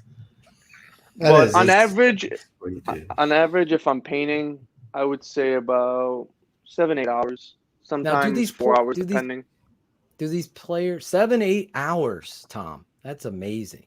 Now, do these players pay you, or is this something? Okay, I wanted to make. But honestly, everyone asks me like, "Oh, like you should be a millionaire." Whatever's I charge on my website is what I charge players. It doesn't matter who they are. That's awesome, I would charge you the same thing as I would charge, Jeff Bezos for all I care. Like, my price is $300 to $350, and that's just what it is. Did you make Bezos some astronaut fucking shoes? Only if I go to the moon with them or Mars, either one. Greg, pay attention, Greg. I'm sorry, I actually just found the Ryan Pace video, and I was sending it along to share with the audience because I think this is such a cool moment. Okay, it's loading because Greg's in a storm. This had is a flat cool. top. This is Baruda from the side. Look at Ryan Pace staring. We're still loading. I don't know what's going on. People want to buy those Air Force Ones. Can they find your website and purchase these? So I need to get my site updated. Or not updated, but I have to get it. Give me like a couple hours. Okay. By the end of the night, the site will be up. And then they can go and email me and request from there. Have you cornered the market here, or is there other people that do this as well? No, there's other people that do this as well. There's a lot more people now. When I started, it was literally the year me and 2 other guys were doing it. And then after that, in the NFL, because customized sneakers has been going on for a long time. But in the NFL, it was just me and 2 other guys. And then this is you cutting and creating a sneaker right here. Sewing. Correct. Those of you watching, I'm going to do a little play-by-play. Look at this. He's actually building a sneaker incredible. with material, sewing it together. I see blue and orange and white. Then he's cutting it out to frame it up. Does Nike get pissed at shit like this? In all honesty, or is this something? Did we lose Marvin? Shoot, we lost him. We got to get him back. But I mean, Greg, the time, the energy, and the effort to put into this and to show his talent there. I mean, it's insane. It really is insane. It's what life with the M's is saying. That fuck, it is badass. Badass Baruda. Badass Baruda's back.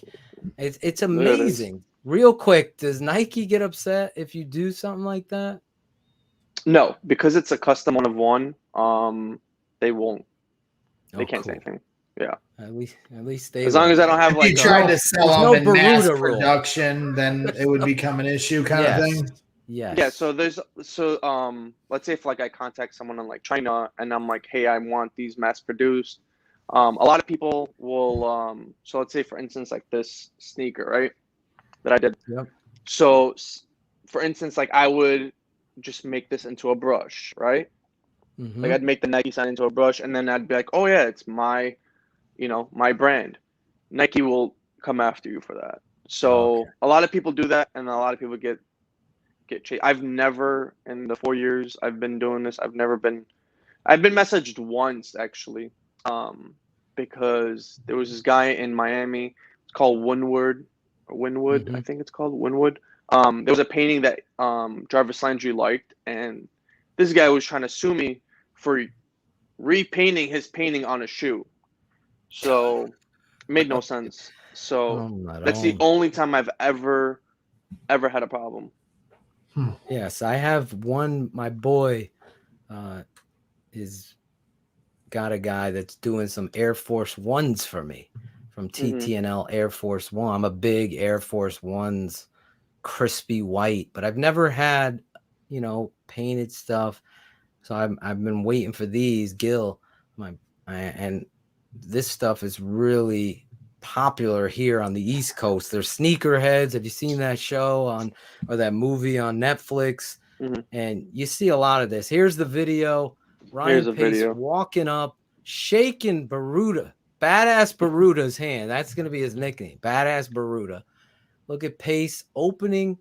Yeah, I've seen him wear those. I didn't realize you made them. Look at, he wears these according to Braggs.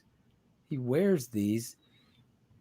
And he's originally showing them Nagy off. Right there. Is that Nagy? Like jealous? With his boring shoes, he didn't get in on the action. What the heck? Big he wanted nice on a pair of New Balance. I never got to him, unfortunately. Wow. So, I mean, obviously your bread and butter is sneakers or cleats, but have you ever branched off into, their gloves, or, if somebody gets the game ball of that night or anything of that nature? Yeah. Gloves, the thing is I can do gloves, but they rip so easily. It's not worth my time and their money, because at the end of the day, they still got to spend money, but game ball, I never really. That would be dope. A football. I've never really thought about game ball. Badass. That'd be kind of cool. Game ball. I love it. We could try that. This is what this show is about, man. Creative and no script. I think I want to get a Badass Baruda football. I honestly believe that. And put it right here. Fucking an original. We could do that. That'll be the first. Yes, football. That's what I want. Fuck a cleat.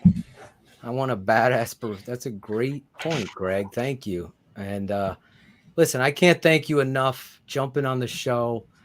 I obviously want to promote you. Barlissimo brought it to my attention. I'm all about arts. I got this one woman from Australia who paints these freaking murals that look like pictures. I'm bringing her on the show. We're going to have a special show. I just am about the art, the passion. And if you include sports and football and your passion like that, it's an amazing stuff. And then tonight, to be able to give you a pass to go see your favorite football team and possibly hand over those cleats and see them in his first game. I mean, that would be iconic right there. Definitely. I'm sorry. It's dope as hell. And thank you so much. Barlissimo, seriously, just text me. I'll get it over to you. I'll get those tickets to you tonight. Got to be there at like 9:30.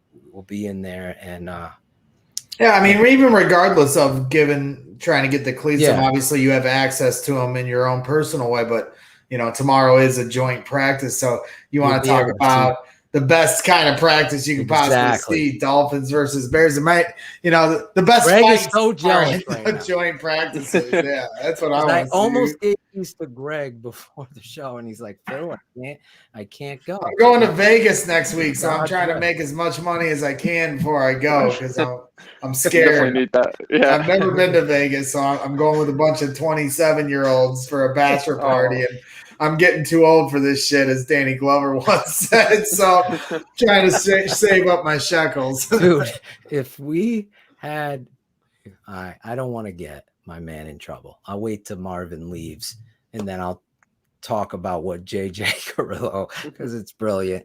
Anyway, love you, Marvin. Appreciate Seriously, you guys. Love you guys too, let's keep in touch, and I mean that. I don't blow smoke.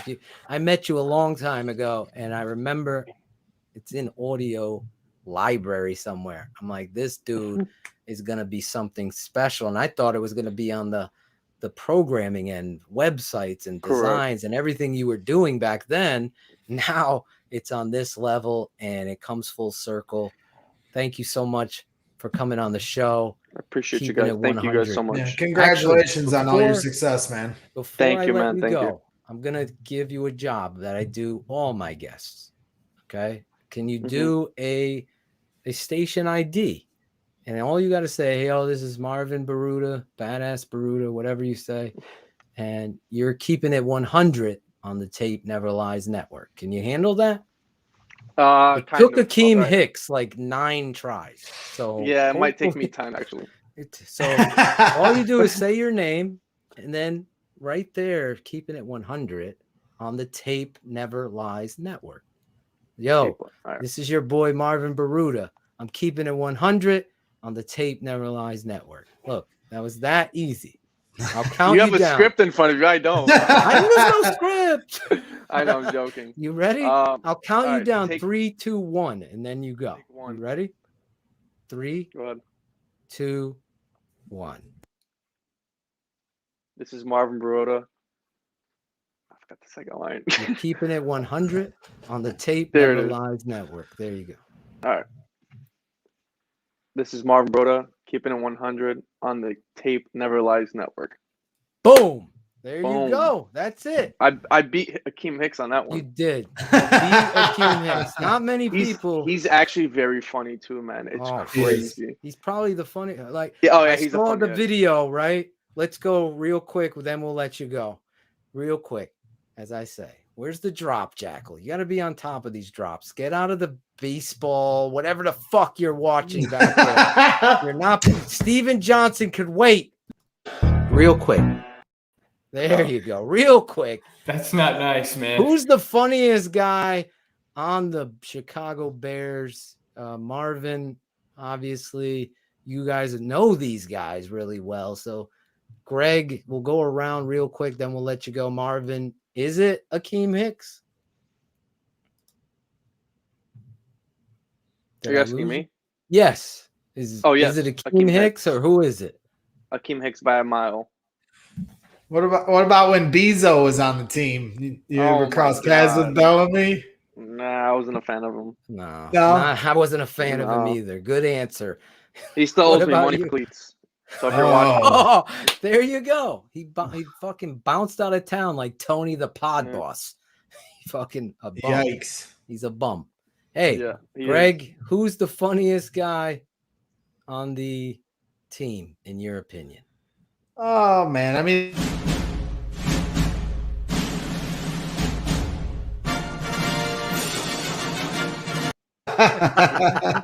These motherfuckers. You got to watch out for that drop. It's the worst one.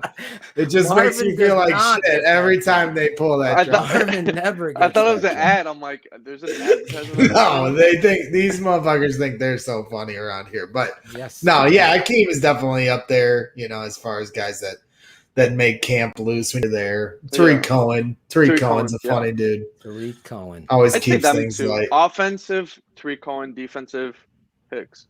There you go. He's Marvin Baruda. Check out Marvin's journey on Twitter. Follow him at Marvin Baruda. MarvinBaroota. Thank you, Marvin, for coming on Keeping It 100 and being a great sport. I'll get those things to you tonight. You'll be all set to go, and let's stay in contact. We'll have you back on the show. Definitely. Let's do it again, man. God bless Sounds you. Good. God bless you guys too. All right. That was Marvin Baruda as Jackal searches fantasy score, whatever the fuck. Dude, the Red Sox are up 18-5. Oh, he was. Haven't put up any goddamn He was runs. watching Bogarts baseball. hit a home run. No, we're very economical, my family. Yeah, that's what we're very economical, my friend. That's what he said, and she said, "Listen, that was awesome. Something different to get you ready, and it could possibly create a windstorm in Chicago, like it is, to have Justin get these cleats and wear it the first time he's heading out to Soldier Field this Saturday. We'll be live." On Bears Hour Live, we'll have Greg Braggs, Alex Acevedo, Cool Kennedy, Caden, and a bunch of other surprises that day live from Soldier Field. If you're a TTNL head, wear your swag, send us some video. We'll be going live on the patron side at halftime. And then, of course, the best post-game show ever, Bears Hour Live. Looks something like this to get your palate wet.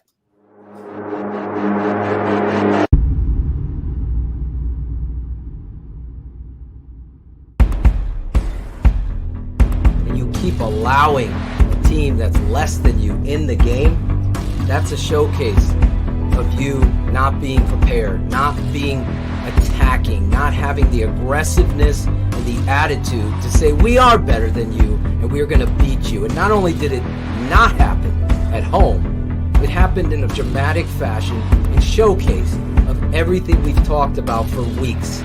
You're up by 10 points. You come out of the halftime, and you're in the Arena League again. What more does 32 have to do? What does he have to do? Phil, I almost thought it was a joke when we were talking at halftime. I'm like, well, at this point, we saw David Montgomery house the 80-yarder. He needed that. He needed it. But we talked about it at halftime. If you're a patron, go back and listen to the halftime show. We said he's going to be removed from the game plan. People are not going to be motivated by little taps. You have to make them accountable. When you put that much into it, you don't let down. And the guy next to you says, "You son of a bitch, you better block." That's what happens. That's when you have a real good team.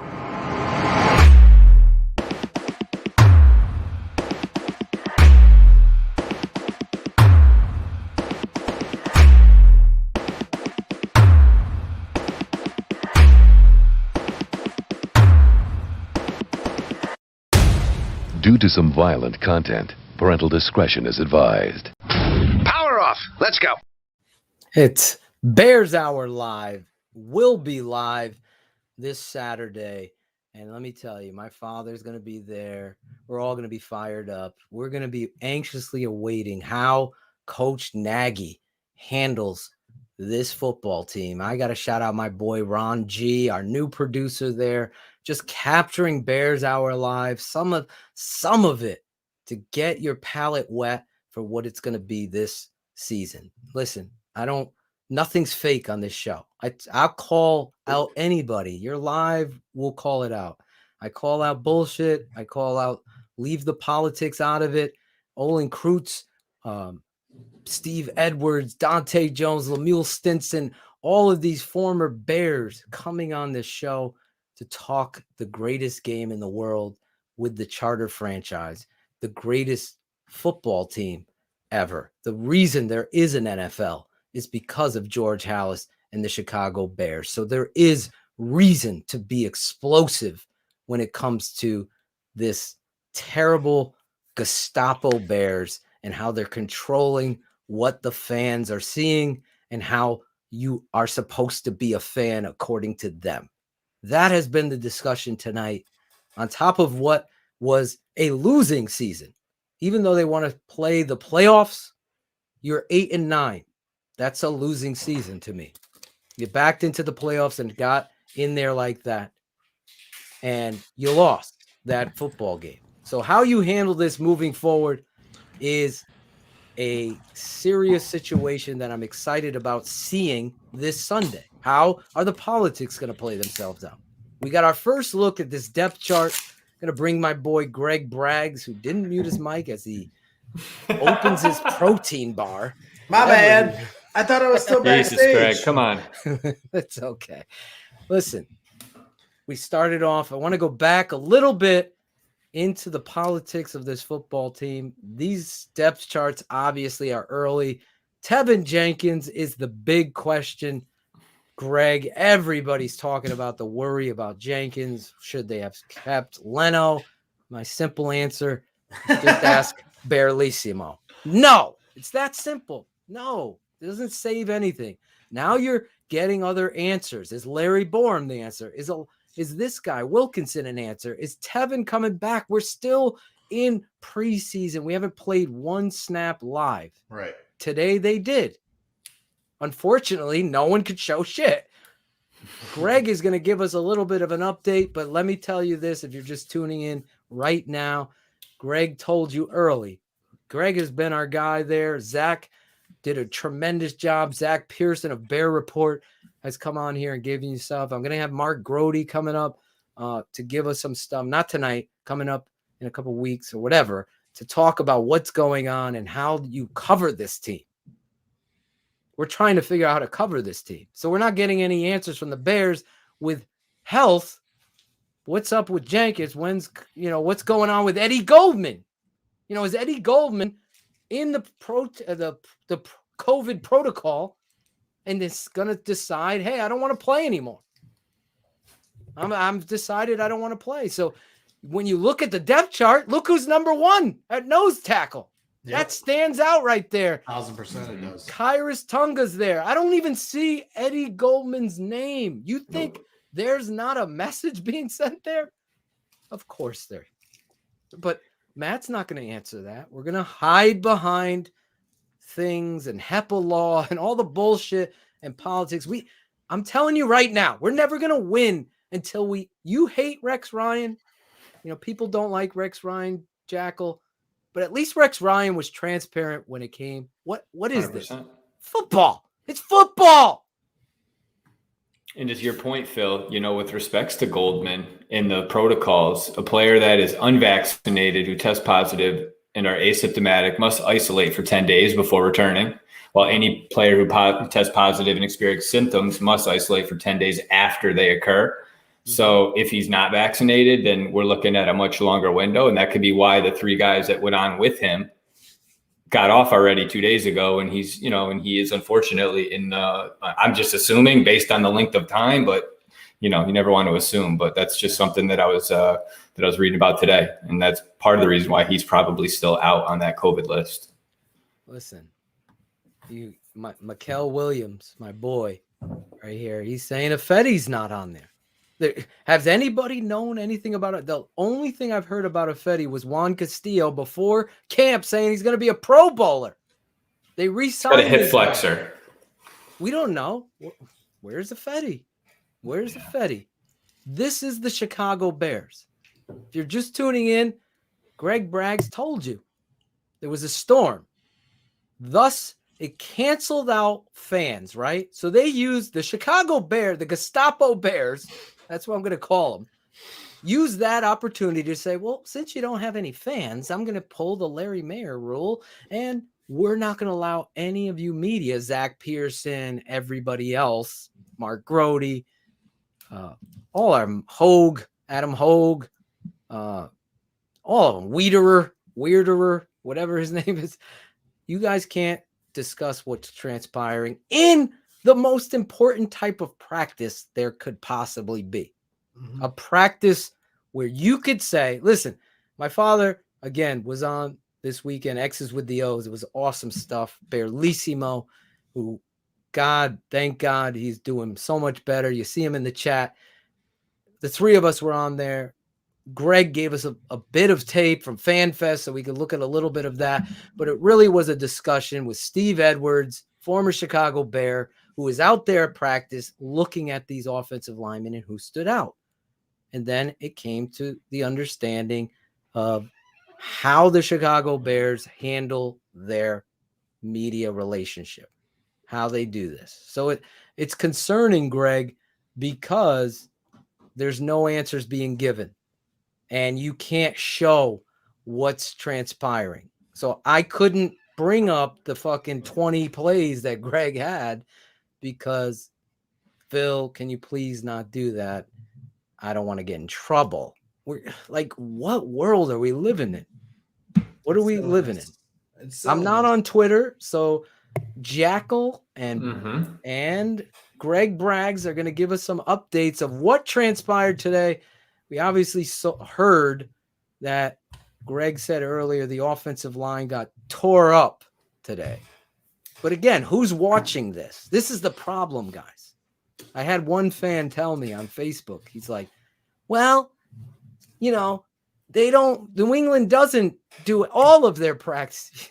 They do. And if you're a season ticket holder, they even give you inside the locker room sometimes access to what's being coached. It's like, what are we doing here? Are we catching up with the times? Here we go. We got the kick returner. And there's our rookie. All of us predicted this the other night, last week's show. Khalil Herbert listed as your number one kick returner. I'm excited about Khalil Herbert. Obviously, Eddie Jackson back on the field.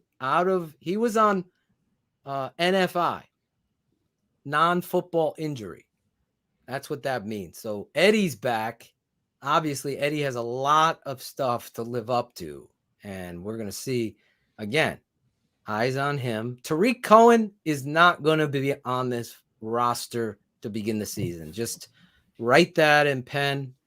I've been eligible wrong back before. when? Week 7? I don't know. They do have some new rules that have come out because of COVID. I don't know if they're going to hide this kind of injuries within it. You know how they manipulate the cap. Sometimes there's ways to manipulate this kind of new, let's go in the last hour and meet and then come up with this new agenda. Like my father made a great point as well. He said, well, there shouldn't be 53 on the roster.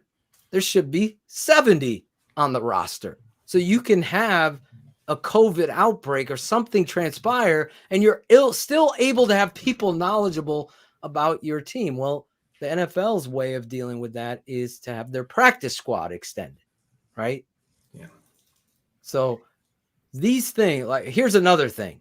I want to get this. I always say I want to talk about this, so I'm going to do it right now real quick. The 53, right? You got 53 guys on your roster, but only 46 can dress on game day. Let's get rid of that rule. Let's get it. That's another thing. That's just mind-boggling. Like, put your guys out there. You got the extended practice squad, so there's no advantage now for any team. It used to be because they didn't have enough, so if another team was really banged up, then the team that had a lot of substitutions would have an advantage. We get it. But since you're prepared and you have this extended practice squad or you extend the roster, then you're allowed to have the 53 guys ready to play on Sunday to get you a competitive. You're always looking for a competitive balance. That's got to happen. I know. I just wanted to they're protecting the players' health and safety, but restricting the amount of players that can play on game day. It's the stupidest rule, Logan Frost. You and I both know it. It's overthinking it. It's just it's 1968, 1970s rule. That was a different era in football. Yeah. You're really protected now. Obviously, quarterbacks are protected differently. I saw you talking with some wrestler talking about athletes or whatever, but this is a different game, and he was Stevie right about Ray Vaughan, baby. That was Stevie Ray Vaughan. The Harlem Heat. There you go, my boy. Booker Chicago T, baby. Clubhouse podcast. Our boys over there, JB and Just when he started taking side shots at Jordan. I knew you were going to go. I know you ain't the basketball guy, but like timeout, you start digging in on Jordan. That's where I draw the line, ladies. Good man, Greg. You stood up for something twice in a week. Holy shit!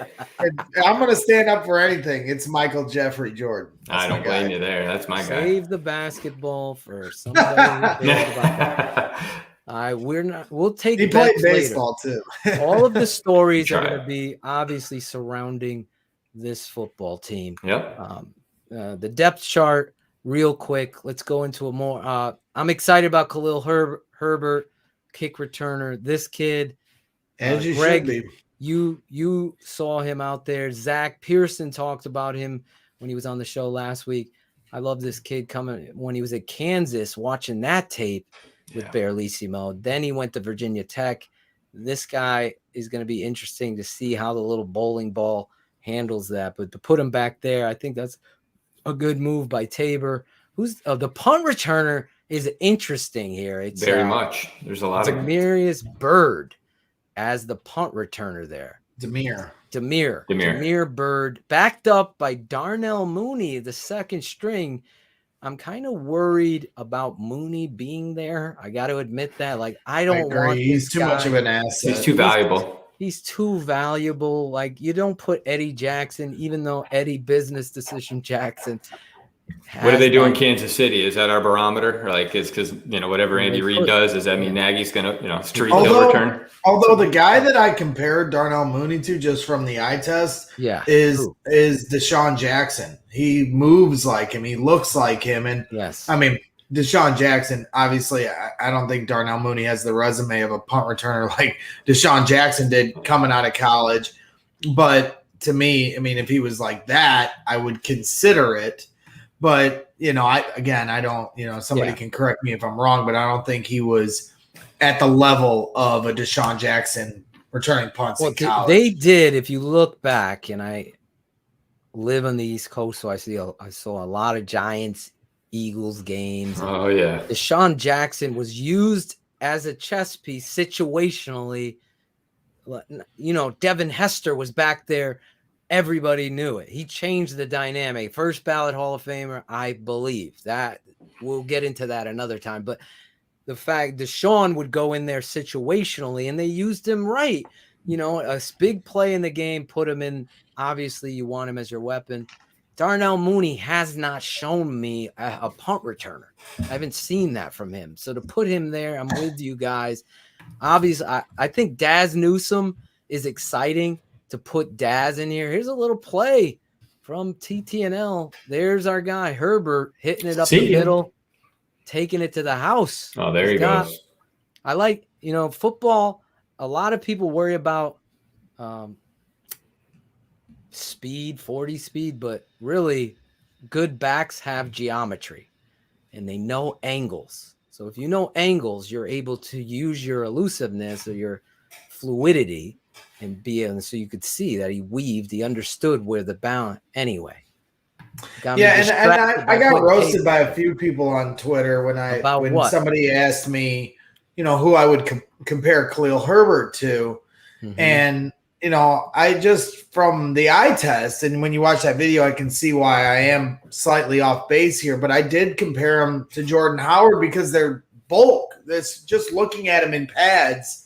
He looks similar in frame. Really? And he's he seems physical. Obviously, is he wearing number 24, Greg? That too. I mean, I'm just saying. That's your bias there. No, but in general, just the size, but obviously he's much faster. So if you had to I would put it as a faster. I believe is the heavyweight fight here going on. You see Chris Tunga, Kyrus Tunga, be your number one nose guard.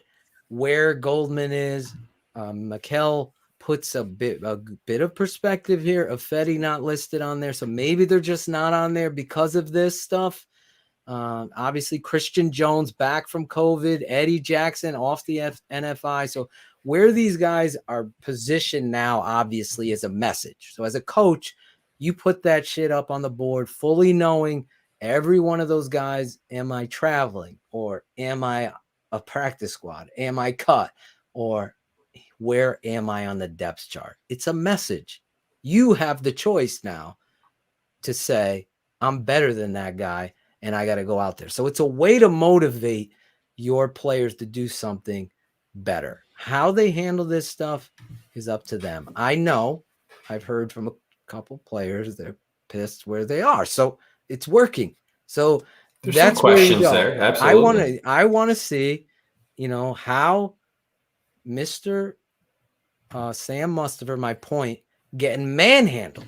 I've had Sean Sierra, who I trust out there. He'll be out there at camp tomorrow.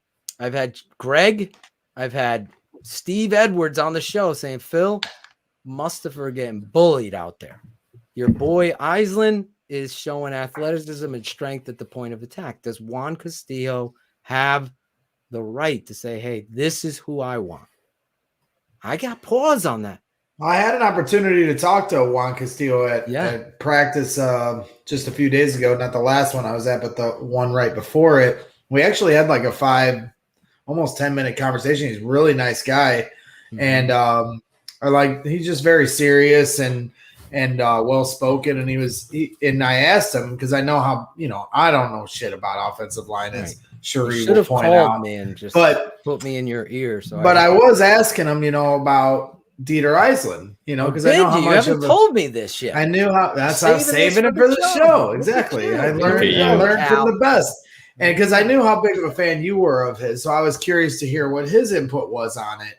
Mm-hmm. And I was like, "How about Dieter Eisland? He seems like maybe a diamond in the rough." And he was like, he works really hard. And the interesting thing, and this is what I thought was interesting, because he didn't say anything defiantly about where he'll play. He did, however, say he thought Larry Borum would start. That's a different conversation as far as what we were talking about. But in regards to Dieter Eisland, he said, what I thought was interesting when I brought him up, he goes, it's going to be really, really interesting to see how this year plays out, because Alex Bars, Sam Mustipher, and Dieter Eisland are all free agents at the end of the year. So he was basically trying to tell me that he has a shot to take that job long term, or at least one of these three, right. And almost to say that none of them are guaranteed it, that one of these guys has to be the one to take it and be the one that gets the extension for years to come. So I think that, there's a part of him that believes that he could be that guy. But yeah, they're riding with Sam Mustipher right now for sure. Yeah, I feel like I got to keep it 100. These games, Barlissimo, myself, and Shayne and my dad and all of us, the guests that we're going to have on breaking down this offensive line, it's going to be must patron TV. And if you're not a patron, watching these guys go at it in practice, I like Sam Mustipher, the person. I like the story of Sam Mustipher. I know Notre Dame bias is real. Trust me. And that stuff I leave out. I don't scout the school. I scout the player. And when I look at these guys, I got to keep it 100. The attitude and the athleticism that I see at the point of attack in Dieter Eisland is sick. Hey, you had Olin Kreutz on this show. I love this man. I want him to run the Chicago Bears. He's my guy.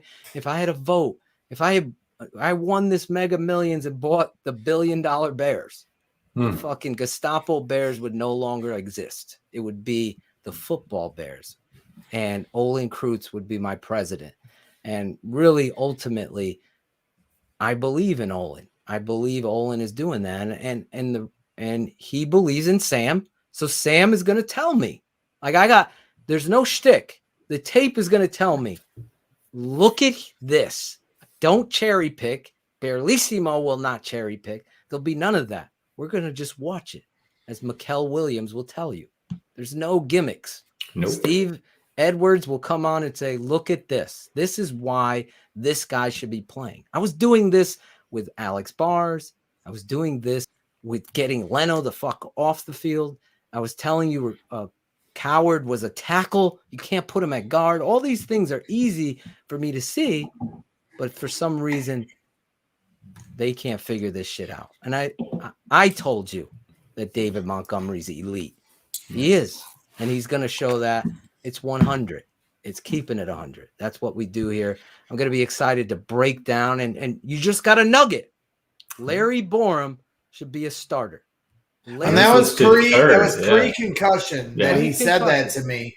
But he, because I was asking, about Tevin Jenkins, and he was like, he's still on the mend, and he goes, I think Larry Borum might have found himself a starter spot. No, we're really easy into, really early into the, training camp to make any proclamations. But when a coach says that to a fan, that speaks volumes. But you're Greg Braggs, dude. Yeah, but still, even more of a reason why it's like this is early in the game. But, as Phil pointed out in some of the tape that we showed from the Family Fest, when he was handling Khalil Mack well on a particular block, he's got such a big body. And, it's a numbers game. Sometimes football is about timing and opportunity. It's not always about talent. Obviously talent wins the day, but sometimes it's more about timing and opportunity. And he got his, and unfortunately he had the concussion. Another thing too, Phil, that I know you're going to be excited about is within this discussion I had with him, and the reason I do believe they'll stick with Sam Mustipher to start and let him lose the job if that's what ends up happening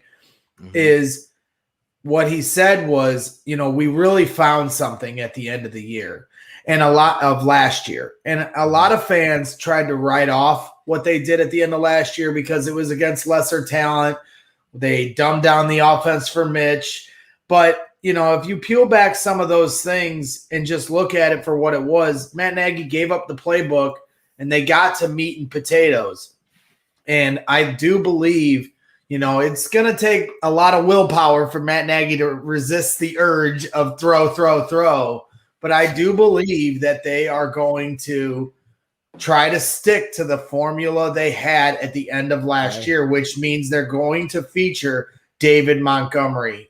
And that could mean what Phil is predicting, and that's a guy that's going to jump into that elite status. Big plays are nice. They're good. We need more of those. We do need more of those. It's going to be exciting to see how these guys line up. EJ said it. There's nowhere to hide. That's what's the greatest thing about this.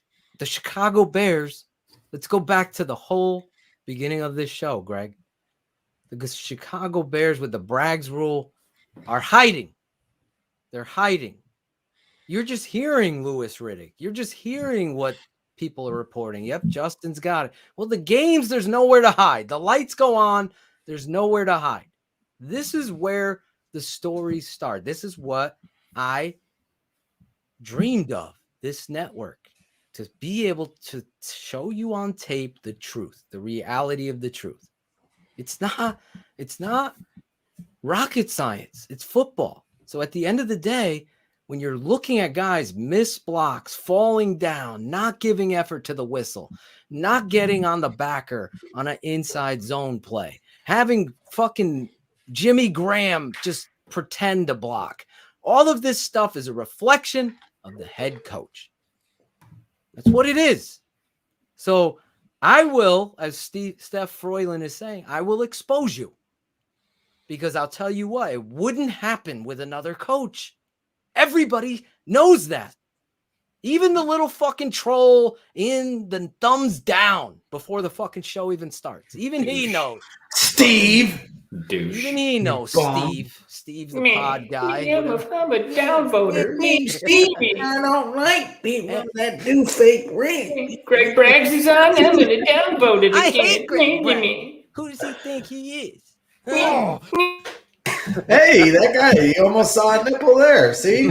That's twice we're hit now, YouTube. It's 2 nipples. Listen, too much nudity on this show. You want Chicago Bears inside analysis, it's X's with the... Ladies and gentlemen, class is now in session. X's with the O's.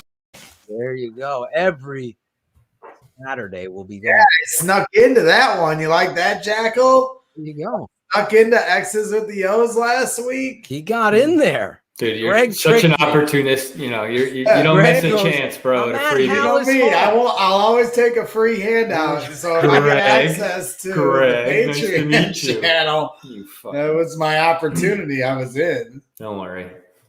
Once the preseason's over and they don't need your content, you'll be back to just brags in the stands. I'll be back though next year.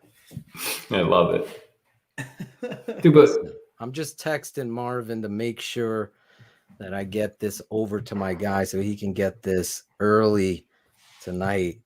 I'm going to send his email over to, and I got to shout out my guy. I won't say his name, for giving me these passes to Hallis Hall. Yeah, that's awesome. I've sent a few. What a nightmare the last couple of weeks have been, man. I hope the last couple of days, I should say. There's no rain in the forecast, but let's not jinx it with the humidity around here. But I had 9 tickets was trying to give away on Tuesday. I had 4 tickets to give away yesterday, and both practices got canceled to the fans. So I gave away these tickets, and I'm very excited. I will say Ivan Vargas, Sean Sierra, Matt Karstensen will be at Hallis Hall tomorrow, and Greg will not. Damn it!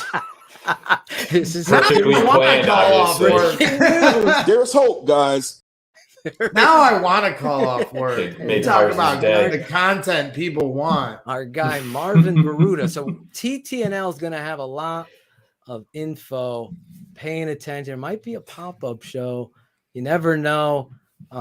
It's all about keeping it 100 here.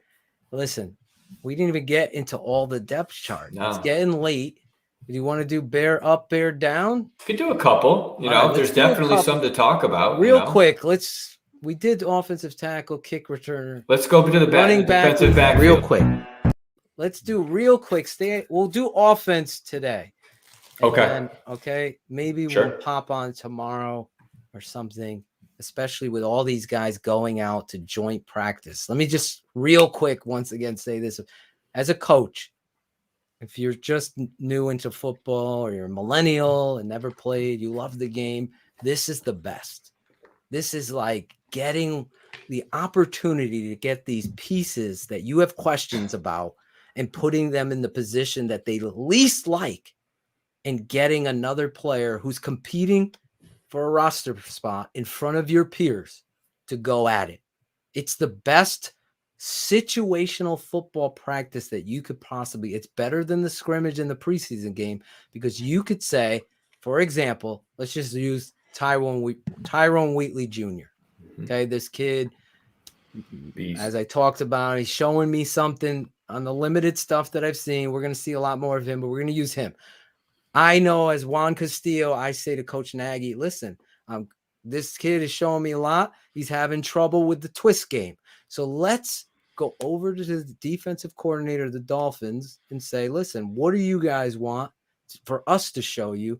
This is what we want. We need like 12 twists when 72's in there. I need to see that. Then I want you to bring the nickel. I want him to get these real live looks. So that's what you get. And the coaches do that for one another if you're doing it right. So you put, Herbert, Greg loves him. Next Jordan Howard. I'm his running back coach. Listen, I'm worried about him in blitz pickup. I need a nickel coming off sides on the outside that the tackle has to get. And I want you to send the delayed linebacker. I want to see that twice. Can you do that? Yep. But I need you to do this. You say, for sure. We'll run that play 3 times for you. And then they do that. And then you're able to film and look at this and teach because there's going to be mistakes out there. There's no winning and losing out there. And I will agree that the Herbert Howard comp is probably a bad one, but just as someone that is back there, like a fucking turtle. Well, I'm just saying, but I do, and maybe Phil can back me up on this because he's a Jordan Howard disciple. Oh, he is. But people I saw in the chat earlier saying he's slow. When Jordan Howard first came to the Bears, he was not slow. I mean, he's not a kick returner by any means like Khalil Herbert could do, and that's where I think the comparison falls short. But he was much faster than I think people realize. He ran 22 miles per hour. Jordan Howard that year, to Greg's point, against the Minnesota Vikings. You remember that big run He ran 22 miles It was an on hour. Halloween. I was there. Go look back. It was the fastest timed speed that season, or it could have been this second fastest because someone later beat it, but it was like second fastest. Something that all of the Madden people with their look at fucking David Montgomery's rating on Madden. It's disgusting. Don't get me going down there. But to your point, Greg, when there's time speed and then there is game speed, and that's another thing. I'm not going to throw the millennials under the bus. I'm just saying, if you're new to the game, these things have, they've lived forever. So I want you to understand and get on the same page as we move forward. That's what this is about.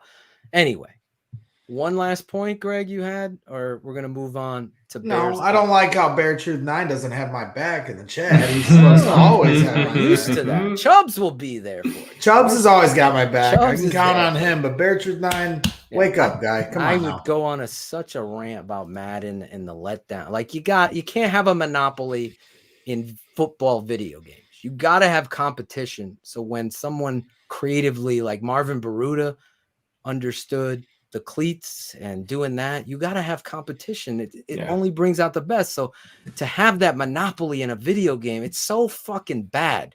Think about Matt Miller is fucking making some of these rankings, a guy that I have no respect for. I know Greg likes it. Still go on Greg's show, please. This has nothing to do with Greg, but I will say, Matt, it's bad.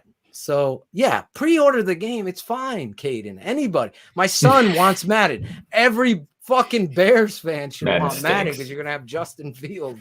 Everybody's gonna be like, okay, substitution, Andy Dalton out, Justin Fields in, and that's gonna be the end. But anyway, I hope Madden does better. Do better. Real quick, wide receivers, give me those real quick. I missed 2K5 too. Obviously, surprised. Allen Robinson, I don't know if you know this, sat out today. Hamstring. Yeah. Has a hamstring. I don't know if you're concerned with that. Here's the other thing. I forgot to tell you this. I went to text Jackal to remind me because Shayne's not here. I sent it to Shayne. Oh, what did I fuck up now? No, it wasn't your fault. I forgot to text you. It's my fault. But last night, I'm watching NFL Network just by chance. Thank you, Greg. And I'm watching it, and I'm like, oh, they're at Bears camp. Andrew Siciliano and the golden child for the NFL Network who gets the All-22, what's his name? He's a great dude. I met him in New York. What's his Baldinger. Brian Balding. They're at camp. Baldy. They're at Hallis Hall. His finger sticks out like this. It's crazy. It's disgusting. They're at Hallis Hall, though, guys. They're sitting in a chair. Andrew Siciliano's ears are wider than my fucking headset. And they're Good thing I have headphones on. And they're getting the guys, but there's no show of practice. They're putting this, like, why are you having the NFL Network? And all you kept seeing is the same fucking thing over and over. It's like, what is this world? Yeah, Alex Smith and Dan Marino were at practice today. Yeah. Unbelievable. Dan Marino's there. What do you guys think about that, though? That's pretty stark compare, two different style quarterbacks. Hey, what did you think? Dan Marino doesn't hurt to have a legend like that. He's a fucking. But who's he there for? You think? Certainly the Dolphins, but I mean, if I'm Justin Fields, I'm beelining over him to exactly. I'm sure he's interested in Justin Fields too, obviously. Sure. And he's Dan Marino. He works at CBS. He has a job to do too. He wants to be in the know. This is a guy that prides himself competitively. So that's awesome that he was there. I think Alex Smith, out of respect, has hung up the cleats. Horrific injury. For him to even go back is unbelievable, that story. But for him to be there, obviously friends with Nagy, loves Nagy. You saw Doug Peterson there the other day. Now Alex Smith comes in. Have those other football eyes on it. You never know. There's one nugget that you get and you're like, wow, how did I miss that? Or I got to apply that to this team. It's like finding politics, performance over politics. I just said it. It becomes a t-shirt. Give me a tackle, same thing. You get it. So you never know. Hopefully Matt's paying attention. You're not just doing it there. He's networking. Hopefully you're not doing it for the cameras. I hate that. Like Jerry Jones does some things for the cameras. Again, he's not the coach, but still, like, oh, I have fucking Christina Aguilera at the concert. Yeah, this was sorry with Marvin Baruta to do a B shoe. Give it to Matt. Oh. No, ladies' shoes for Nagy. Come on. Holy shit. Pair of pumps. That would be hilarious. Anyway. You're talking about wide receivers, though, Phil. What do you think of Ridley? What do we have as the listed depth chart? I haven't seen it. So can you give me that, Caden? Can you bring up the wide receivers? Just the wide receivers. He's working on that. So obviously Allen Robinson 1. I'm gonna guess Darnell 2. Yep. My guy Marquise Goodwin, who I'm so excited about. He's got to be the 3, right? Yes, sir. But I think they're gonna play our guy Allen Robinson with the shaky hamstring there at slot, which excites me. Let me get my glass. I'm getting old. I'm trying. Here they come. Oh. Here they come. There he is. Oh yeah, Demir Bird. Yep. Greg, you've been really Chris talking Lacey. This kid, John Vea Johnson. He's my guy. I don't know what other is. Other. Yeah, but he's way down there. Damn. I know. Well, that's what I do when I go to Camp Jackal. I root for the most serious underdog possible. Nothing wrong with that. I'm just saying. One year it's Tanner Gentry. Well, he's stepping up too, but as Berlissimo pointed out on Twitter earlier today, and I thought this was a really intelligent response was, you're seeing guys like John Vea Johnson and guys that are way down on the depth chart showing out at camp. Well, guess why? Because the Bears have 3 capable quarterbacks. And typically your second and third string guys are bums, but the second string is Justin Fields and the third string is Nick Foles. And while he is certainly not a perfect quarterback, he's won a Super Bowl and won Super Bowl MVP before. Yeah. So it's going to make some of these guys at the bottom of the roster look better than maybe they necessarily would if they had Tyler Bray throwing to them at the third string or whatever. Yeah, you're right. This is going to be – that's a great point. And Berlissimo, one of our guys. It's a good gambling thing too. Listen, yeah. For the preseason, if you're betting gambling, they have 3 good quarterbacks. Are there a lot of people in the chat that just say yes or no if you're going to bet on gambling? You bet on the game? We just have to worry about the first, second, and third string offensive line. Yeah, true. That's one thing they were saying with the Bears quarterback situation. Check their over/under line. Typically the under comes in the preseason, but to your point, Phil, about these receivers and looking at this depth chart, they typically keep 7 receivers a year, right? Isn't that going to be the number again? Every year, fans want them to keep 9, but they only keep 7. Pause right there. If you're listening on the podcast, on every streaming, you will know we're looking at their roster. There is no I formation here, Ivan, as you said. This isn't your dad's I formation. Their base formation is 3 wide receivers that are listed. So they're giving you 1 tight end and 3 wides in their depth chart. So you got to put that into perspective because you already know the Matt Nagy scheme. We had to put 1 asshole on a timeout. And you got to understand the Bears scheme, multiple tight ends. So Jimmy Graham being 2 really could be 1. You get what I'm saying here. So 3 receivers are listed as starters. So really, it's just for a numbers game. Bring that back up. You get 1, 1, 1. So Darnell Mooney's a 1. Allen Robinson's a 1. And Marquise Goodwin's a 1. They're their ones. They're starters. Yep. How they list them 1, 2, 3 is for Madden and for fucking fantasy and all that stuff. How they use them is an unknown. So the first group of ones we're going by are Mooney, Robinson, and Goodwin. That's where Goodwin is. He's a 1. He's a starter. Their 2s are Demir Bird, Chris Lacey, Riley Ridley is a 2. So we're not going to go, he's 1, 2, 3 because X, Y, Z. We're not doing that. That's not football, guys. That's just fantasy. No offense, Steven and Chris. So Demir Bird, if something happens to a receiver, he becomes your starter. 1. You get it? So he's 6th. He's 6th. He's 8th. No, this is another thing. Millennials, I want to coach. First team, second team, third team. See how they have it? First string, second string, third string. They're doing it right. There's no 1, 2, 3, 4, 5, 6, 7, 8, 9, 10, 11, 12. There's none of that. So let's go through it. Chris Lacey behind Allen Robinson in the 2s. Here's a kid that keeps showing up. Chris Lacey. And Riley that surprises me because I've seen more flashes from Rodney Adams and Javea Johnson than I have Chris Lacey. And again, learning all these new wide receivers, Lacey, Hardy, Adams, Javea Johnson, is sometimes, especially those first few days of camp, you're like, you keep looking down at your depth chart, like, who is this guy?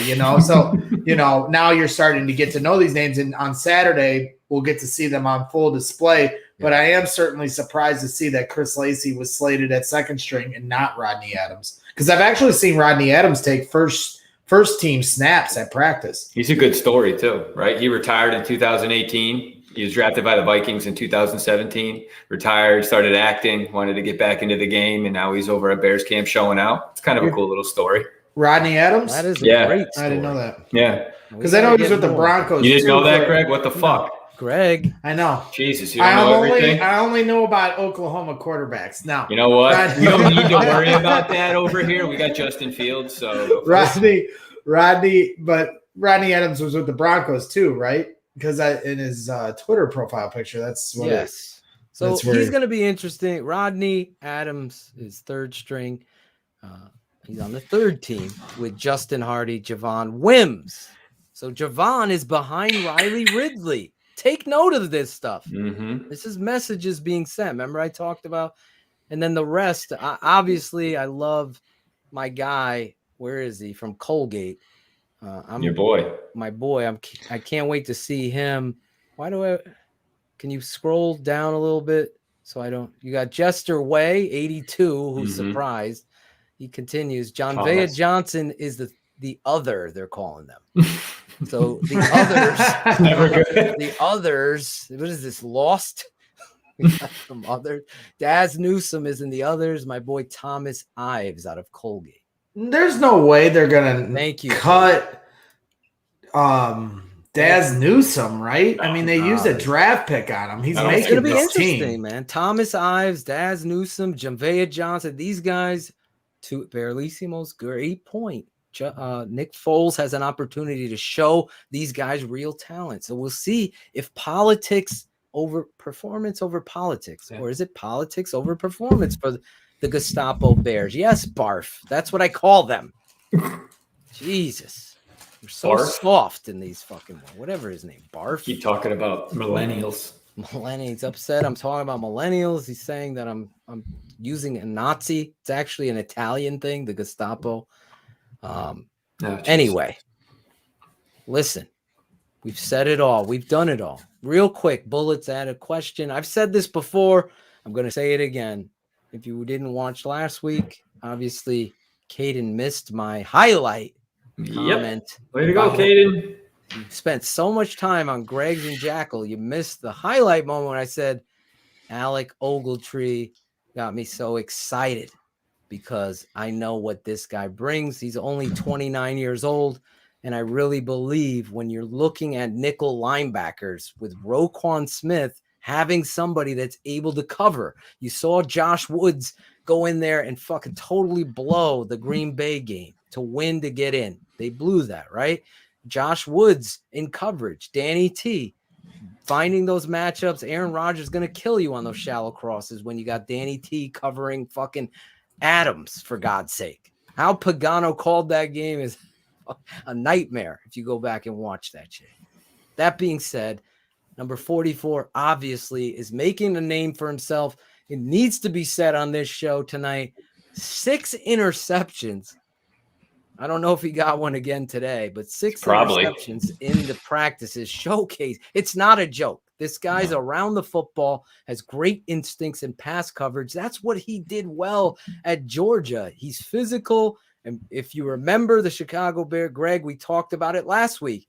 Down at the Meadowlands, I was there. Tariq Cohen going wide open. Here comes Ogletree coming out of nowhere, one-handed, intercepts Chase whatever his name was. Chase, what was his name? Daniels. Chase Daniels or Daniel. There was no S, right? Yeah, Chase Daniel. And the rest is history. This guy next to Roquan Smith, situationally, allowing Roquan to bullet blitz, go after the quarterback. This stuff is critical. You saw real quick, if you're just tuning in again, I made the point. There was a reason why Manti Te'o was signed on a midweek and is playing in a fucking playoff game.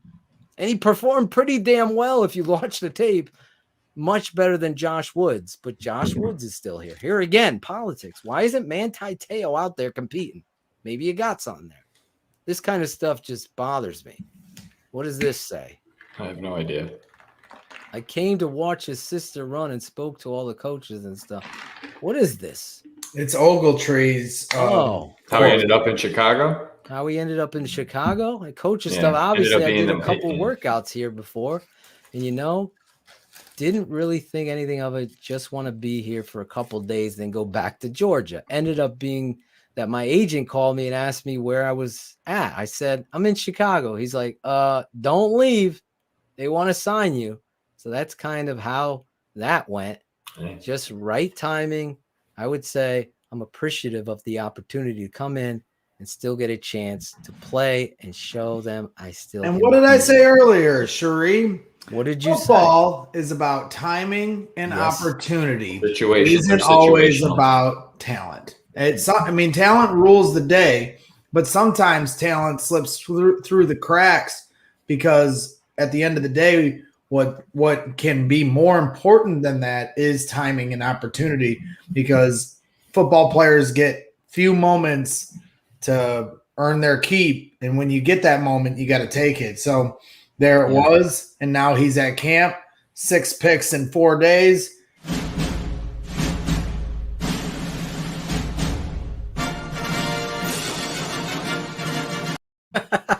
Is that Sheree? You know damn well who gave her the goddamn controls.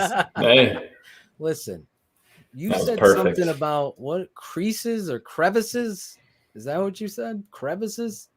Speaking of crevices, before we get into our next, The hard to reach places, Shane. the hard to reach places. This is where I get blocked by the Summer machine. is here, Greg. You got a dad bod, or do you want that 6-pack kind of? Are you Keep that your shirt on, 6-pack bro. kind of girl?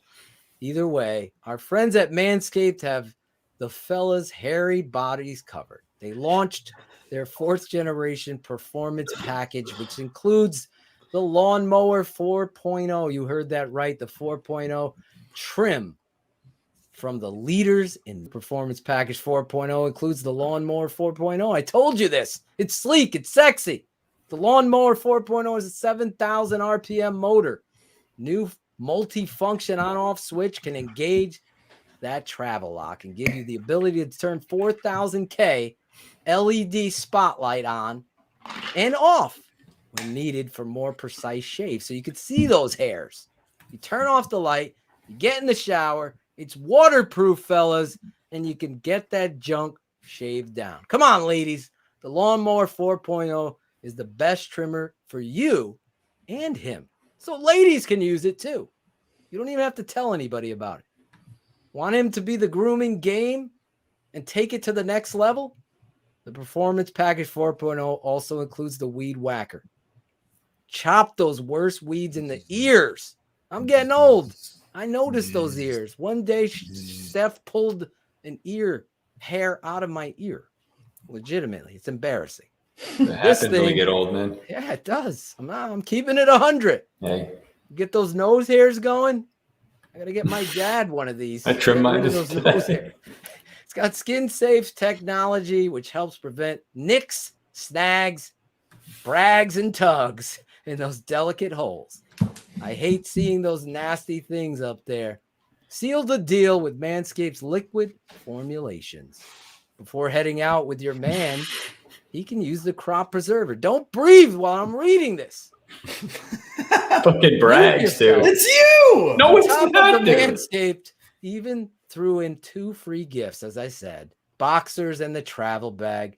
Bring your comfort, your boxers to another level. Again, 20% off plus free shipping with the code KI100 at manscaped.com. That's 20% off plus free shipping, KI100 at Manscaped. It's hot girl summer, and we have to get you your man up pair of balls with Manscaped. There you go. Manscaped. Holy shit. Liquid formulation. It is hard. That's what she said. To read all of that and get it right. Mark down that time, Christopher Jackal. 2:35. Our sponsors want to know. I want to know. Inquiry Minds want to know. I want to know. Right? Golly, what the hell is going on? What? Them are going off. Everything's going off. Where is it? It's time for our last segment before shout-outs. One more segment. It's going to be quick, Jackal. Hey, let's cut do it down. Let's go. That's good. All right. Greggy's got some steak. Greggy's got some steaks. I got dinner too, Greg. Where is it? There it is. You're on the East Coast too. Bear up, bear down.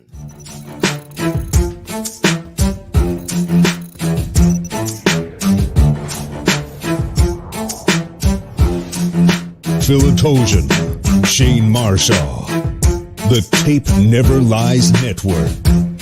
A bear up, a bear down.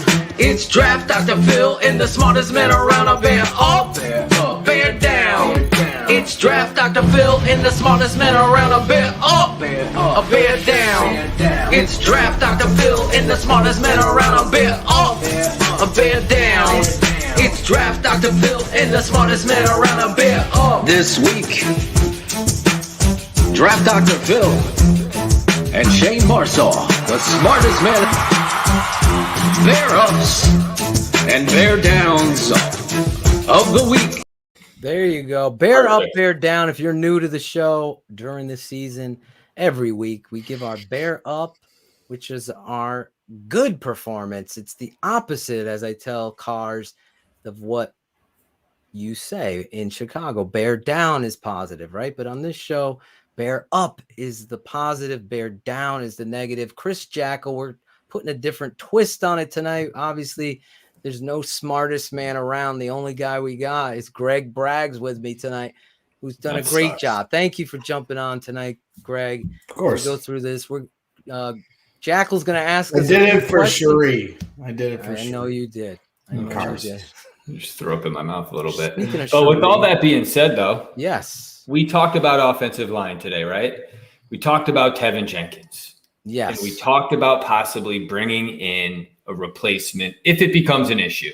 Mm-hmm. So I would like to bear up, bear down a couple potential offensive line free agents that are available. And I want to know what your thoughts are. Greg, you can play too. I don't know if you know anybody else outside the Bears, but I figure we throw some names out there. Just get somebody. All right. So I'm going to start. Austin. Cherie, what's up? I just wanted to bring her out there. We got our beautiful girl. She's watching baseball. She's not. Respect Chicago, Greg. Don't pull that up too high, Cherie. She's got her White Sox gear on. If you're listening on the podcast, which, by the way, we're on Amazon Prime, iHeartRadio, Google, the whole thing, iTunes. Go over to iTunes. Give us a 5-star review. It helps us out. Write a review. Let us know. Also, smash that like button, right, Cherie? What are we fucking doing? We got over 300 people listening. That shirt says respect Chicagoland area, right? Definitely does not. There's Cherie. Cherie, did you want to join us to play this? Yeah. Okay. We're going to go through. Let's go 4 deep, and then we're going to get the shout outs and wrap. I'm going to go right around. I know Chubbs really likes the idea of talking about a player that isn't on the team and wondering if it's a good addition or not, but we're pontificating here, fucked hard. So we're just trying to correspond and see if we can do some communication. It's a fucking show. So why don't you just sit down, shave your balls, and let's go. Number 1 fan. Holy shit. But real quick, there's 4 potential free agents. And if we need a free agent offensive lineman, let's chat about it. There's 4 of them: Austin Reeder, Mitchell Schwartz, Kalichi Osemele, and Russell Okung. Russell Okung. So out of those 4, bear down or bear up. I want you to pick one bear up and one bear down. Okay, so who is going to start us off? Let's start right below with Cherie. All right, We'll go all the way Cherie, around. there's a lady in the house. Okay with Very good manners, sir. Cherie, which one is the bear up and which one's your bear down out of those names? I mean, I've been crying for Okung, so that's definitely my bear up. And honestly, you can pick one of the three for my bear down. There you go. Okay, cool. There you go. Cherie with a bear up for Russell Okung. Greg Braggs. Yeah, Mitchell Schwartz probably. Russell Okung certainly has the talent resume. Mitchell Schwartz was injured last year, which is why he's still on, the block, so to speak. But, somebody that played with Kansas City has familiarity with what maybe potentially Matt Nagy's trying to do, a veteran that could help teach. Because, these guys that we're talking about are just placeholders, just like Andy Dalton is for Justin Fields, a placeholder for when Tevin Jenkins is ultimately ready to go. So you want somebody that can help not only, hold the position down for a period of time until Tevin's ready, but also teach him how to play the position in this offense. So I think that would be a good fit, and maybe not somebody that would cost too much, considering his injury history. So your bear up is Mitchell Schwartz. Yes, sir. Your bear down, we're gonna go everybody. So we'll just ease through that. No reason, me. I like Sherry's way. Although Russell Okung is from the same college as Tevin Jenkins, right? He's in Oklahoma State. Yes, he played at Oklahoma State. Because I think Mike Good Gundy. job, Greg. Greg, you surprised me, right? Like that, and Mike Gundy. Imagine that. Mike Gundy, I'm a man. Come after me. I'm 40. Listen, he said that Tevin was the most talented guy he had since Russell, come through his program. Listen, a lot of people hate on Greg, but I gotta give him some credit. I love Greg. He did fucking take off his shirt. Gave us a bad look, but then put on Keeping It 100. Supporting the brand. Out. I can't see supporting the brand. I got to give you that. Props on that. I'm seriously, I think I want to give credit where credit is due. Jukes for Days. Is there 7? Yeah, Jukes for Days 7. Shout out to you. Rick Wagner just got cut. Now, listen, there's a history. Rick Wagner was a guy that Ryan Pace was involved. They were in competition. If you remember, I think he was coming from the Ravens, Jeff Burton or Caden, one of you, Bear Truth 9, you guys will know. The Bears were trying to sign this guy, and he ended up going to the Detroit Lions, I believe, at the time. Then he's going on to the Packers. So this is a guy that's got to be in the conversation. I'm with everybody here. Bring some more competition in here. For me, though, Russell Okung is the guy for me because of the history at the position, the warrior that he is. Again, Phil, he's old or whatever. There might be a spark there. I believe in Tevin Jenkins. I'm not deeply concerned. I will say this. I don't know. I have not heard this. I will get concerned if, he's probably not going to play against the Dolphins. But if it goes into next week and we're still not hearing, then I'm starting to concern, is this a me thing? Remember I talked about this, togetherness. If Tevin, on tape, I love Tevin. If Tevin, the person, is deciding, yo, man, I'm going to fucking just take this light and easy, or I'm scared, or whatever it is, then that has to be, it's a concern. I would be lying to you if it wasn't. So if you miss 10, 11, 12, whatever, how many practices, then it starts to concern you as a coach. Do you want this? Do you love the game of football? Do you want to be out there? Like a left tackle, to me, I thought this guy was coming in here and is just going to fucking take over and be the attitude adjustment. Everybody should have thought that. But because he's not out there, it's causing this commotion. And the Bears, Gestapo Bears, fuckface, whatever your name is, the Gestapo Bears aren't giving you any update or details. Like Tevin is dealing with a sore back. Yeah. So we are going to be like, it doesn't take much to clear this up. But again, well, here's another thing I'd say to Tevin, and I'm not trying to hate on the guy because I like to be positive about players that are on the Bears, especially young ones that are trying to get on the come up. But, when he first was drafted, everybody obviously was really excited. You see the tape, you see his personality shine through in the press conference, talking about his intensity. But, now that he hasn't practiced, and let's see how far this goes. That's why I don't want to overspeak when it comes to this. But, his social media presence, he's on it. He's very funny. But that stuff's going to come back around on you if you don't step up on the field. Bears fans will love you if you fight for them on the field, but you can only do that social media game for so long until you got to actually – it's a put up or shut up kind of thing. And then he was also in my area – out here in the region doing a signing in Griffith, Indiana, like 2 weeks ago, and this is a paid thing, public autograph signing deal. And it's like, hey, I get these guys are trying to make their money, but you're a second round pick. I'm sure you're making plenty of money. How much you get to do a autograph signing, hey, it's your checkbook, your wallet. It's none of my business at the end of the day. But when you're not practicing, but you're out there already doing public signings, you haven't even played yet. Right. Where are your priorities? Let me piggyback real quick. Then we'll move on. Let's just say this. When Tom Thayer, and this is the smartest man telling me this because I didn't hear it. He's like, Phil, when Tom Thayer, of all people, is calling out concern, which he did on Bears All Access, that Tevin isn't involved in the practice, that he's distant, then there's reason for concern. So that's where we are. And that's from the smartest man earlier today, talking to him. And listen, I'm with you because I was here. Yes. Let's go, Jenkins. That's confirmed from Adam Schefter also. Give me a tackle or give me death.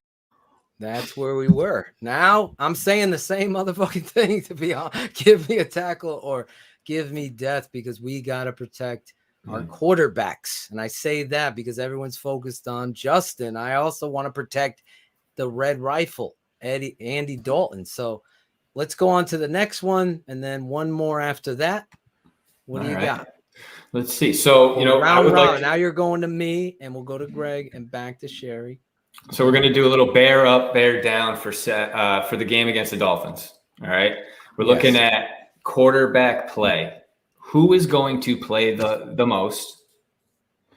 Who is going to play the least? And what are your expectations for all three? Realistically, what's your expectations for two? I just want to know who you think is going to play the most. Bear how up, they're going to give us a player that you say so we can. Well, anyway, we'll just three quarterbacks. But realistically, who do you think is going to get the shine? Bear up. I hope there's hope, as Gary said. I see a little silhouette. I saw. There's our guy, Caden Whitlow. Looks like a duck eating him. Producing the Open today. You're going to be a Daffy Duck hat. You're going to be. Looks like he's about to read us an "Are you afraid of the dark?"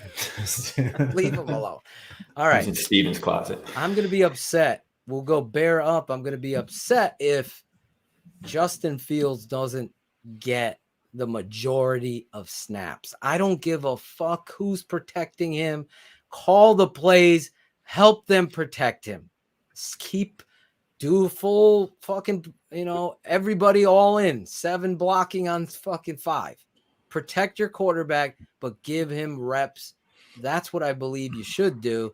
That would be my bear up. My bear down would be Justin not getting the most reps. And any kind of fucking Nick Foles sighting for me in I'll say game 2. This game, I could see you're going to get Nick Foles the fourth quarter. If Nick Foles is in there after halftime, you're going to fucking see a fucking rant that you have never seen before. I'm just letting you know. A rant no matter what. But. But if Nick Foles, like Chubb says, gets the most, that is a bear down. How about that? Greg, play by my rules. It's a little bit more clear. He definitely will, depending on if the offensive line has got Justin Fields running for his life in the second quarter, will play into if we see Justin Fields at all in the third quarter. But I certainly would love to see Matt Nagy let him play the second and third quarter because, as Phil would be able to speak on it, the adjustments you make at halftime, is a big part of the learning process that he needs to go through as a quarterback if he's ever going to start on this team when the regular season comes along. So have him do it twice in games 1 and 2. I don't expect much from any of the important players, so to speak, in game 3. I think that'll be treated like a traditional game 4. So I'm praying we see him in quarters 2 and 3. But bear up, certainly cannot wait to see Justin Fields. He's lighting it up, maybe lighting it up is strong to say, but with second string guys like the names we've mentioned, some of these newer name wide receivers. And obviously I'm rooting hard for John Vea Johnson from Gary, Indiana, the region. Thank you very much, Cherie, the Chicagoland area. But I am rooting hard for him because he's had a bunch of big plays with Justin Fields. They certainly seem to have a connection. He had another 2 big plays with him today. Justin Fields, that is, to John Vea Johnson. So that's somebody I'm going to be looking at. But yeah, Justin Fields obviously is the bear up quarterback that I cannot wait to see. Let's see if Nagy's smart enough to give him at least one series with the starters just to see him, spread his wings a little. If he's slinging it to John Vea Johnson, who will be lucky if he makes a team, just imagine how he could do if he gets a few reps with Darnell Mooney and maybe Allen Robinson if he's healthy, or Greg, Cole Kmet. Yes, where should people park when they're going to Hallis Hall? Hawthorne Mall is where you start your journey. It's about a mile down the road from Hallis Hall. And then they have these shuttle buses, and there's like 10 of them that rotate, and they go very quickly. And they're nice, comfy buses. Yep, okay. Hawthorne Mall. I told Marvin that's where Sean Sierra, please accept. Marvin should be allowed to park right at the tickets. Private access. Getting all these dudes hooked up, Ryan Pace included. But I'm helping him out. Hawthorne Mall. If you're going down, check that out. I know. Sean, please accept. Man, tickets have. If I could have just rode the bus with Matt Carsonson over to Hallis Hall, singing "Wheels on the Bus" with Matt, would have just been. Matt Carsonson, I know you're sing not 99 bottles of beer anything on the with wall. Greg on. He's probably not watching. Park at the Hawthorne Mall. Marvin Baruta, great human being. And then I'm so pulling for that guy. We got to bring him back. Cherie, I got to cut Greg off. Give it to you. Bear up, bear down. Wait, I didn't do my bear down though. No one cares, Greg. Greg, your bear down is any Nick Foles, right? Too much Nick Foles, right? That's I mean, Nick Foles has thrown some picks against third string, so if he dares throw, it was you. I know it's you now, Cherie. I know it. Everybody's got their hands up, but yet it still goes off. Then the silhouette of a man. It was a millennial. Look at him smiling. Look at him. Yeah, kind of, maybe. Yes, but no. Obviously Nick Foles is a moot point in my opinion at this point. So whatever he does, I don't really care unless you're going to trade him, right? But Andy Dalton, 2 quarters of Nick Foles on Sunday. That's got to be your bear down. No? Yeah, I guess so. We'll just move on to Cherie. Cherie, thank you, Phil, for helping him get to the point. Exactly. He was over. Phil, I weird when Greg talks more than Phil. But I want to. Move the show along. That's true. I do want to eat my steak. Exactly. Claudio, anyone asking, is in Italy still. He fucked up the Pope's kid's hair and he's the stuck statue there. of David. He's just staring up at the manscaped tubes. He's frozen. Someone pulled Treated him like Medusa. As Chuck and Lydia Goring. My peeps. What's up, Chuck and Lydia? Love them. So many people I love. Cherie, give me your bear up, bear down. So my bear up would definitely be, I want to see what Foles can. I mean, not Foles. Oh, Jesus. Oh boy, Jesus, Lord, the Freudian slips. I want to see what Fields can do. So definitely, he's my bear up, and my bear down would be Dalton get more reps than him because he definitely Fields needs the reps. So keep him out there at least a quarter and a half. and then you can split it up between the other two. But bear up is seeing what Fields can do. Bear down is if Dalton gets more reps than Fields. There you go. It's Bryson. What's up? You're a new listener. I love. That's what I like. What's up, Bryson? What's up? Will Mookie Hill, friend of ours, he makes a good point, Greg. I do hope Foles gets in and lights it up. This way, someone will trade for him. Is there That's why people were joking on me when I put his interception up. People were like, take this down. Hold on. Let's just go quickly to the last one so we can get it to, because it's Nick Foles. I'm going to just make it quick and easy. Yes. Are we going to trade this dude? Bear up. We're getting rid of him. Bear down. He's staying on our squad. If you care to elaborate, feel free. Okay. But I want to start with Greg's. I want to start right down with Greg's. Why Greg? It goes down. Lady. Yeah, I'm switching it. It's my segment. No, it starts with Sheree. It's my fucking segment. It's his segment. Fucking Greg, go. I just want to get him out of the way. Taking charge. The framework of the question is what? Foles. Bear up, he's out of here. Bear down, he's staying.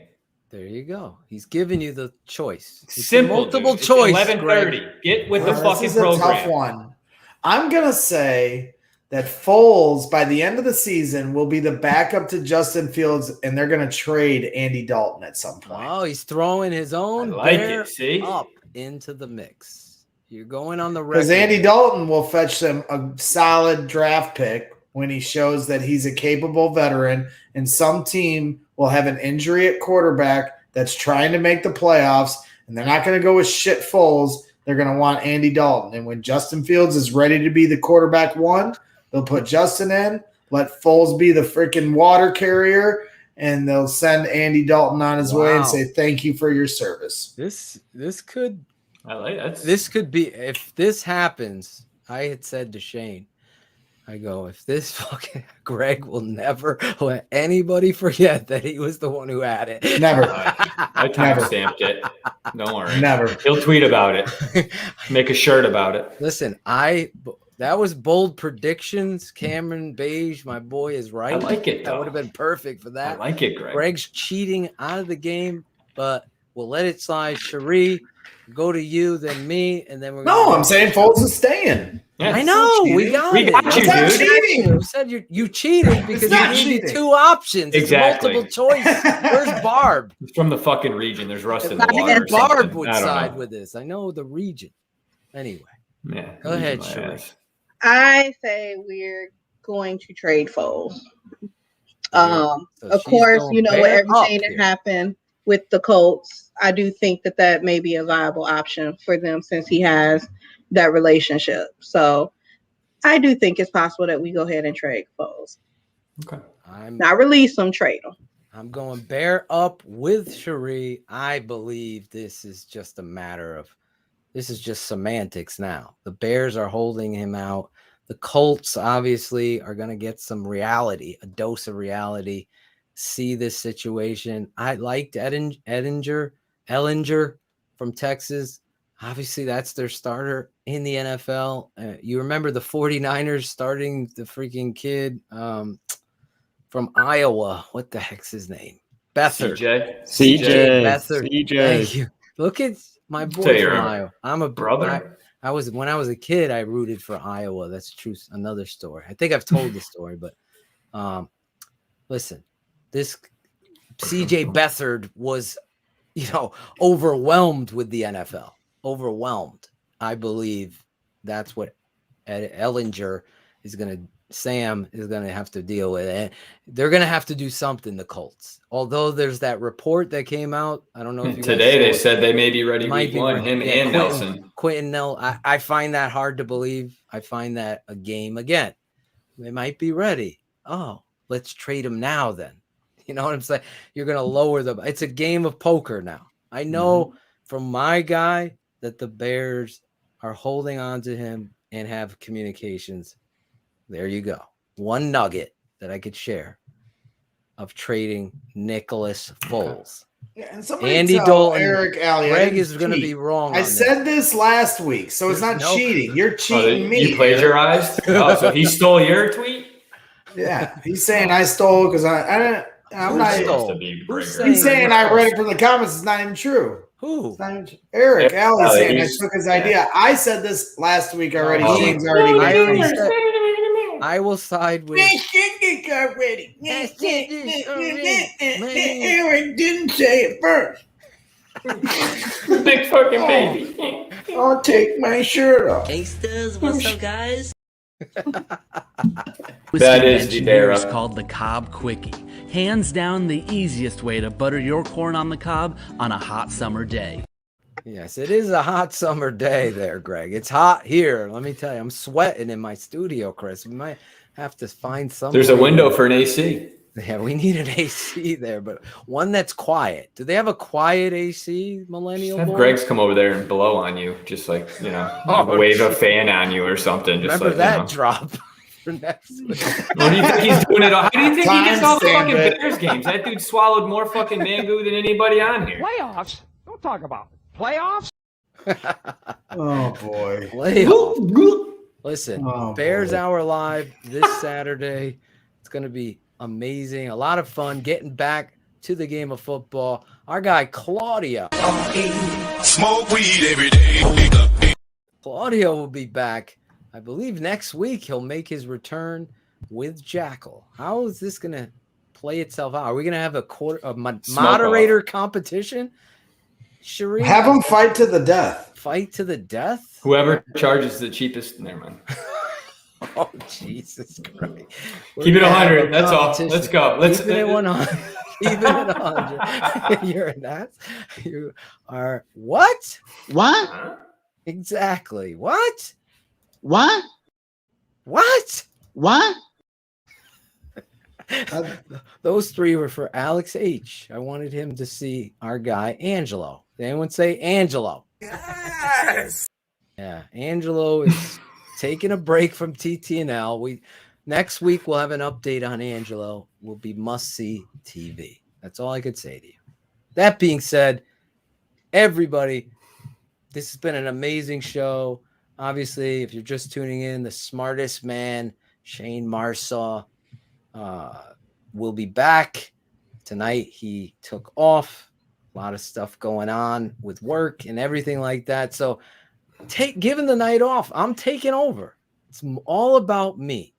And I have the guy that's more about himself than even I am, Greg Braggs, on the show with me. So it was a night full of me's in a team sport. I hope you enjoyed the show. This is going to bring us real quick to Cherie's favorite song. And that's the shout out song as we get ready to wrap this up. Get your shout outs ready, boys and girls. I want to get rid of it.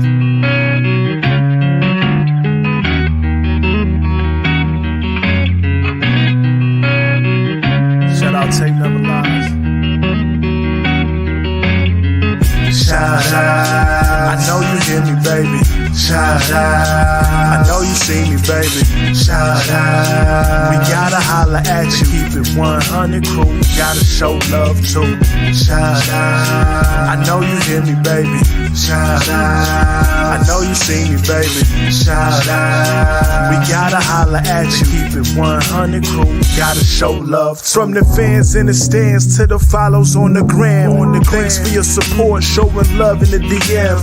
We stay Spencer strong, fight together till the end. Now it's time to shout out worldwide friends and fam. Like the network that keeps it real, 100 crew. So many in the world that I gotta show love to. For some this part, see the show is at its end. But for me it's so important to thank the charter members and the fans. Built the network, speak the truth through the tape. Never run around the truth, no narratives we create. Set them straight, no bubble screen on 4th and 8. Claudio Shayne getting nervous cause keeping them up too late. That's it, no more to say to get the shot of vital. But hurry up cause the postman's getting homicidal. Shout out. Strong. I know you hear me, baby. Shout out. I know you see me, baby. Shout out. We gotta holla at you. Keep it 100 crew. Gotta show love too. Shout out. I know you hear me, baby. Shout out. I know you see me, baby. Shout out. We gotta holla at you. Keep it 100 crew. Gotta show love too. The network that keeps it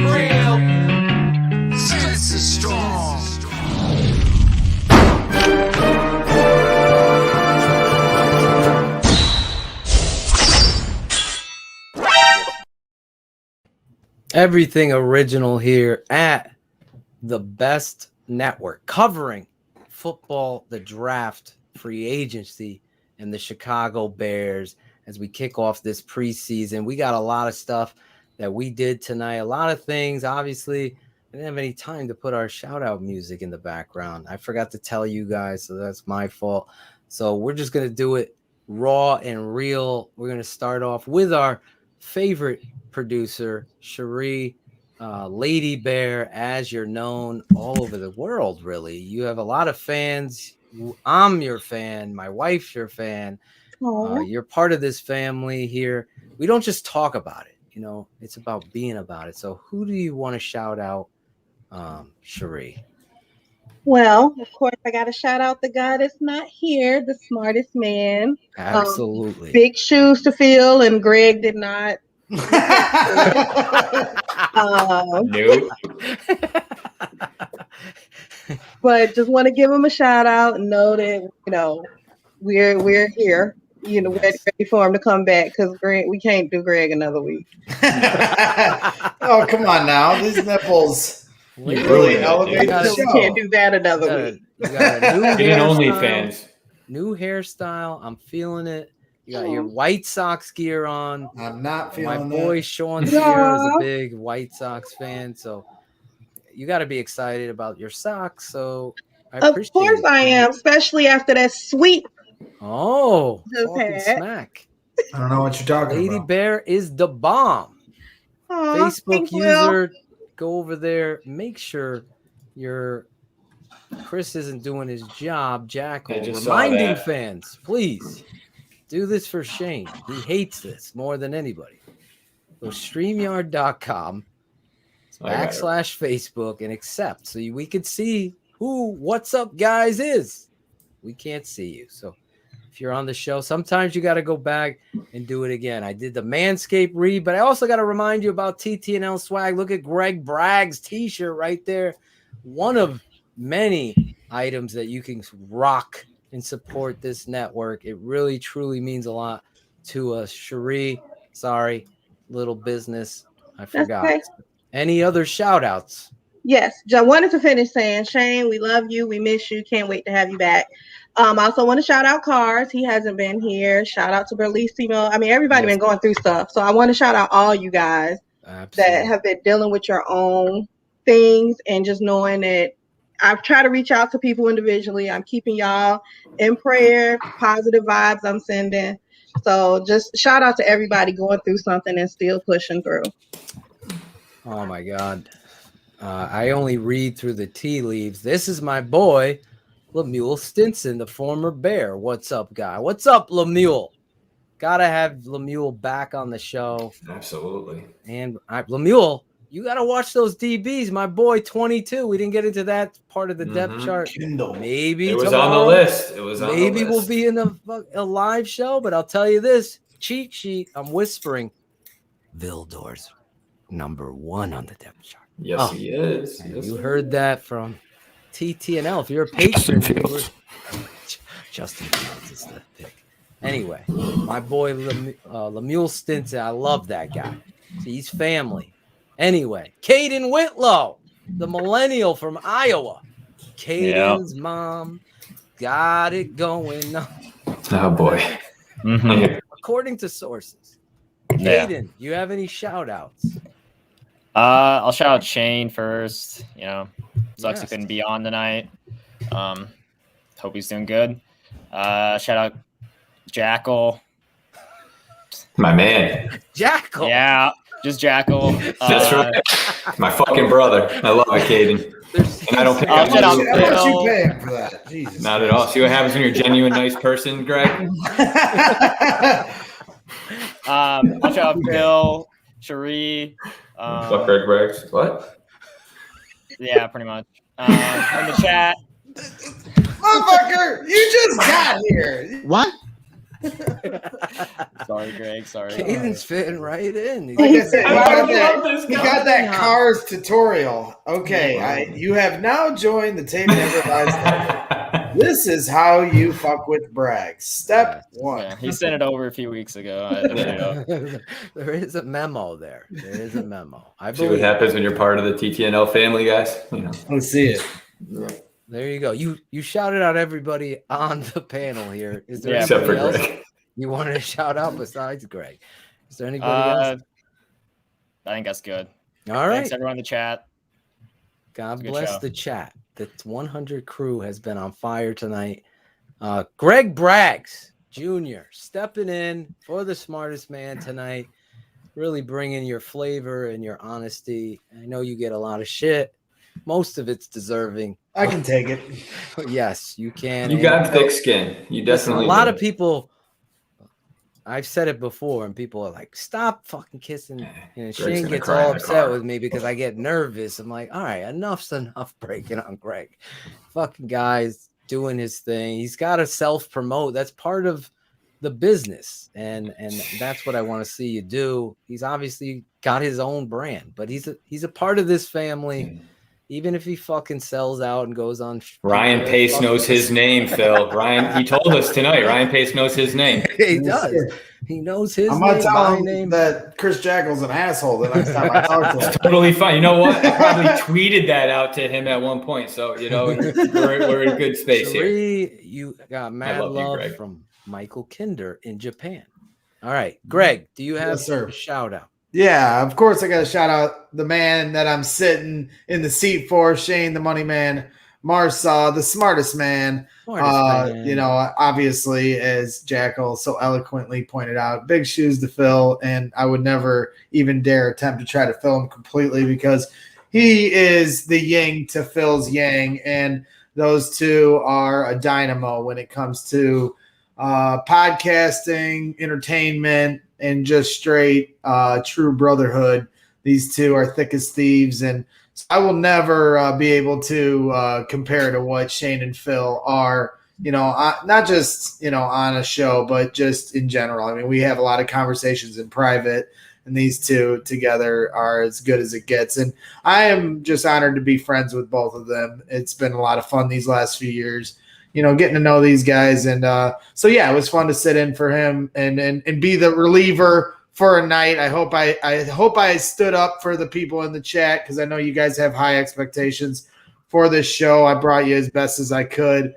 But I also want to shout out Alex Acevedo, another member of the Tape Never Lies Network family. He's going to be with me on Saturday for the big game. Justin Fields' first time ever coming out the tunnel in a Chicago Bears uniform, and me and Alex Acevedo will be here to witness it all and document it all. So you guys will have some good content for next week. I have no doubts there. So we're going to have some fun. Make sure you keep on the lookout for all that stuff.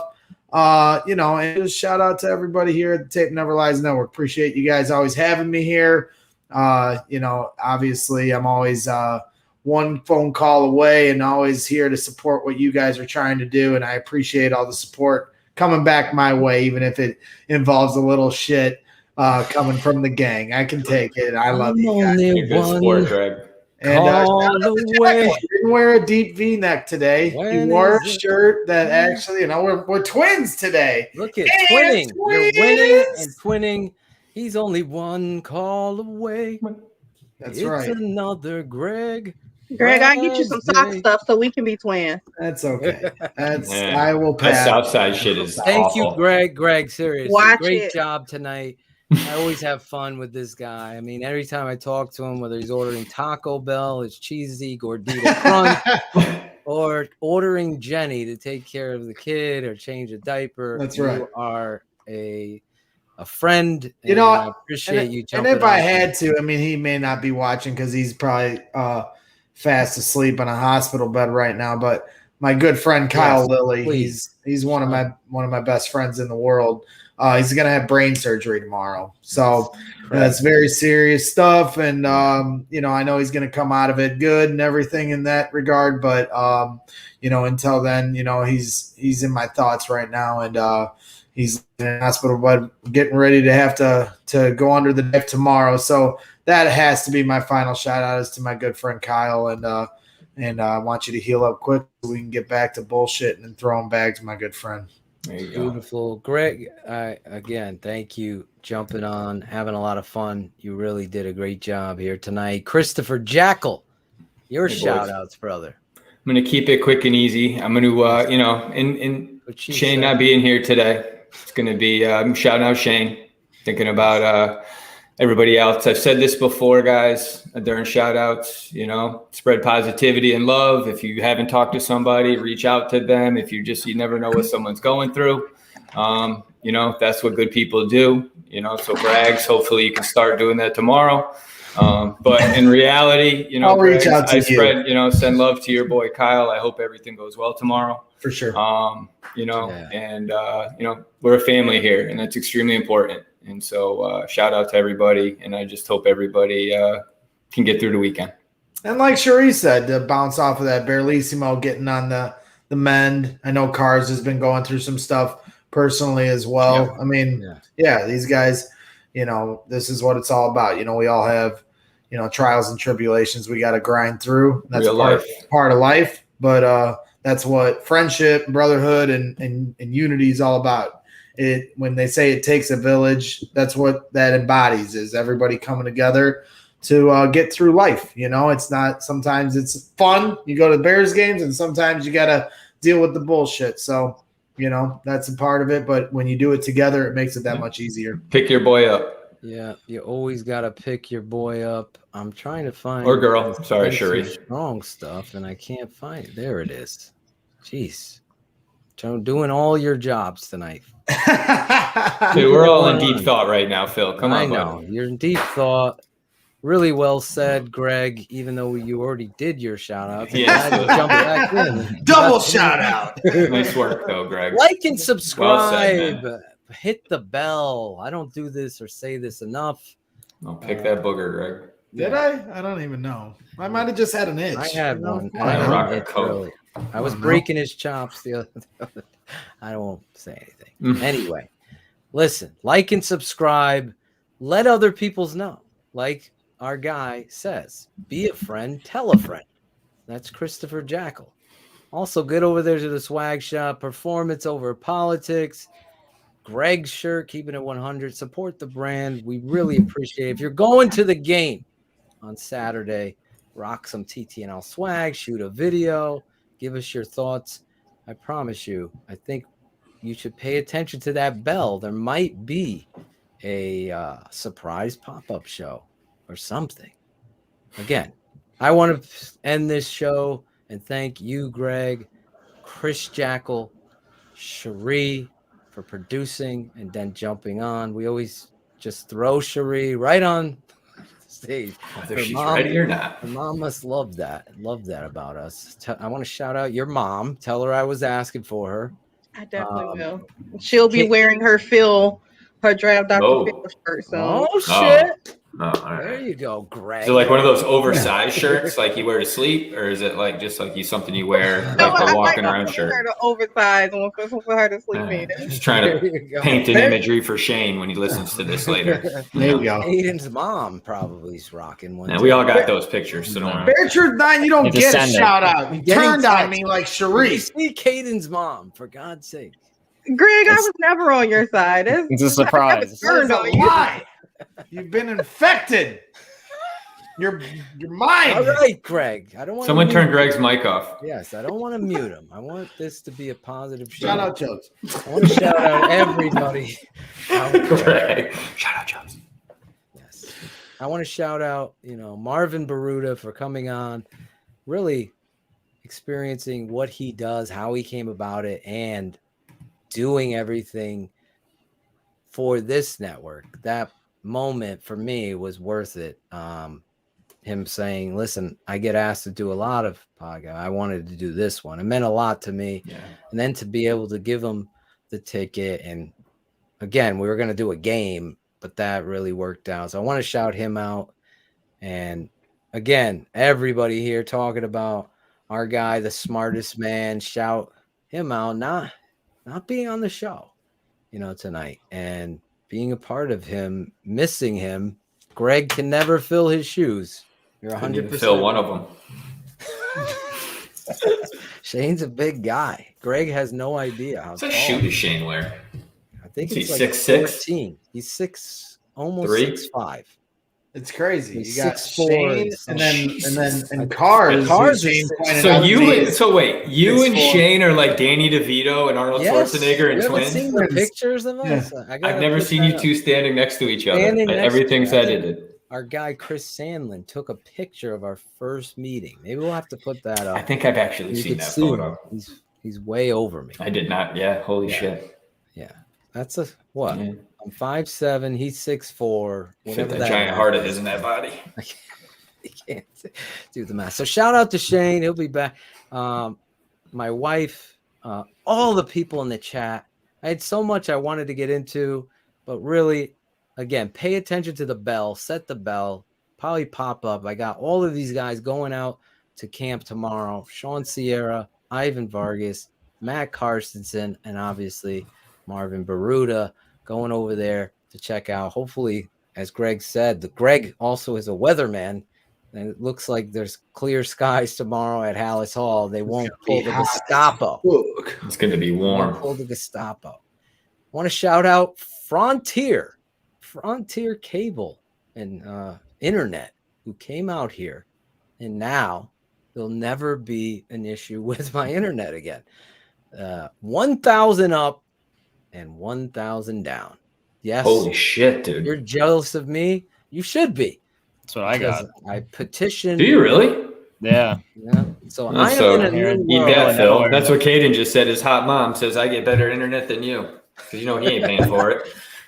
Mm-hmm. Yeah, I know. I won't. I can't say enough about that. I wanted to shout them out. They came out here and fucking knocked it out. I'm dealing with Cox. I'm trying to get some refunds and doing that stuff. Those of you in the chat, I want to shout out my father, my daughter. We're celebrating her high school graduation this Sunday. So I thought we were going to do X's with the O's on Sunday, but pay attention. We'll probably do that Monday afternoon. X's with the O's, because there's just no way I could do planning this graduation party that I forgot about. That's how crazy I am about the Bears. But BHL will be live this Saturday, shouting out all of you. I saw Funkster Jones. We've been worried about you, Funkster. I know he got suspended from Facebook, but he is on Instagram now. Go over and follow Funkster, who is a huge supporter of us. HL Priest. Got to shout you out. I like guys that take our show and make their own promo for it. Yep. And he's awesome. It's always coming from me. So people probably on my timeline that don't like the Bear, like, fuck, this guy's always the Bear. But I like when you guys do that. So you want to make me happy, and you want to get a big shout out, you get that. There's so many other people. My guy, Sammy the Bull, Mikkel Williams is in there. Shout you out. Cameron Beige, love this guy. Richard Gordon, is he there? Yes, he is. He's shouting out my wife. And sure enough, there you go. I can go on for hours because there's so many positive people out there. Chubbs, you deserve a shout out for being Greg's #1 fan. Jeff Burton, I know your boy Cars. Maybe he'll make an appearance tomorrow. Maybe. So we're going to get some of you fans. Obviously, on Bears Hour Live, we always bring 1 or 2 fans on with your reaction. So pay attention. And I didn't do a good enough job shouting out Josh E. for what, sitting in for me with the raffle, and the TTNL family just did a great job. So shout you out, Josh E. Bullets. Who am I forgetting? Today has been a crazy day. I'll tell you that. There's a lot of anxiety in the Toshin house, and just really dealing with so much as a family. And I'll say this one last thing to you fucking haters, and fuck them. I speak to them because we are going to have a troll show. Steve. I want to be fucking ass completely honest with you. Nothing is planned. Nothing is scripted. All is honest and emotional. That is the sauce. That's the foundation. We've learned. We all make mistakes. We do. And we learn from them. And there's no way around it. If I thought Greg was coming on here planned, that's not him. We could joke around. This guy has thick skin. I gotta thank one other person. Sorry, 2 last things, and then we're wrapping it up. I promise. Steph Froyland, yes. Tom Boson. Tom, right there. Family is always number one, right? Tom Boson gave 6 tickets to the Chicago Bears versus Miami Dolphins game on Saturday. To me. However you want to do it. And I gave those 6 tickets to Caden Whitlow and his dad, not his hot mom. Mm-hmm. She's busy. I'm getting confused. That's why they're going to the game. Damn it. I can't wait to tell the story of this. It's next week or tomorrow or Friday. Just pay attention. I'll tell the Caden hot mom story. And Cool Kennedy and his wife, like I said at the top, it's her birthday on Saturday. They'll be at the game experiencing Justin Fields' first time on Soldier Field in a real live atmosphere, not fan fest. He's going against an opponent. And our guy, Ron G.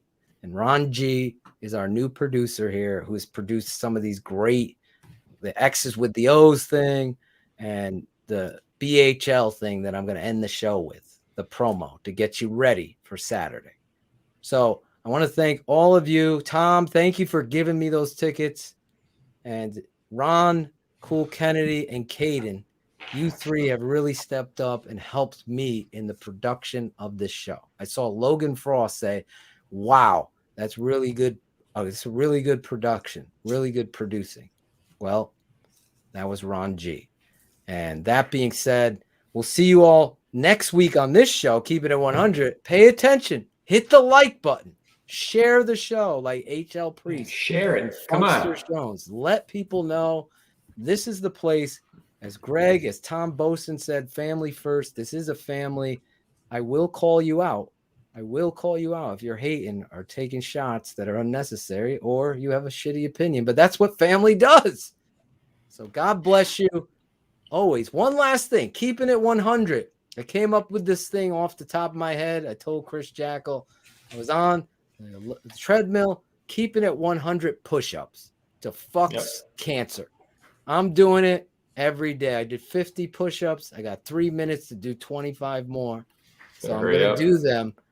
It's going to count even if I get after midnight because we're on this show. And I'll do 100 again tomorrow, but 100 a day for 30 days or more. Fuck cancer. Keeping it 100 push-ups challenge. I just started this. If you want to do it, just jump on my Facebook page. I'm in and start doing it. Just, you don't have to film yourself and none of that bullshit. This isn't to get likes. It's to really stand together in positivity and help build your side. I feel like I could fucking play right now after 4 days, Sheree. I feel jacked up. So it really does. And I just did a Google search, like 30 days, 100 push-ups. You do that. Check it out. Some people have transformed their fucking bodies like you can't believe. So listen, I just came up with this, keeping it 100 push-ups, fuck cancer, BHL Saturday, keeping it 100 next week. Hit the subscribe, hit the bell. We could be going live. I want to hear what Matt Carstensen saw at camp because he actually knows about football. Maybe doesn't know Juan Castillo or Ryan Pace like Greg, but he knows where we're going to be. Greg. But he does know Greg. He does. He knows Ryan Pace and Juan Castillo. So Bears Hour Live this Saturday. It's going to look a lot like this.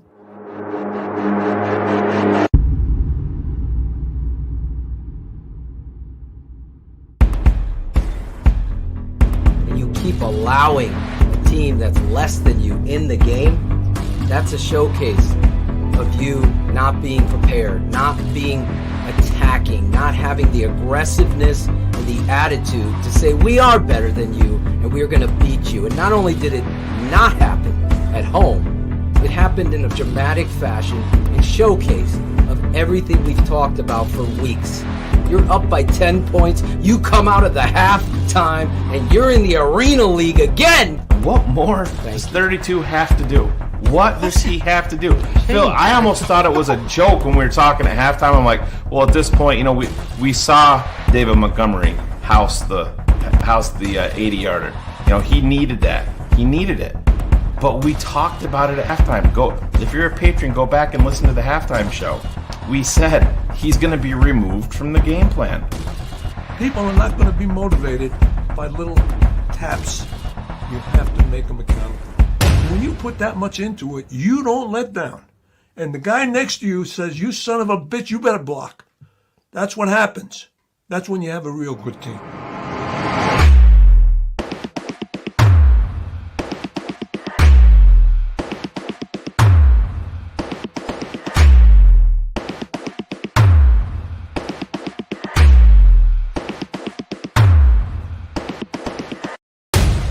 Due to some violent content, parental discretion is advised. Power off. Let's go. This has been a Shy City Sports presentation and a Tape Never Lies Network production. Keepin' It 100. Thanks for tuning in to the Tape Never Lies Network.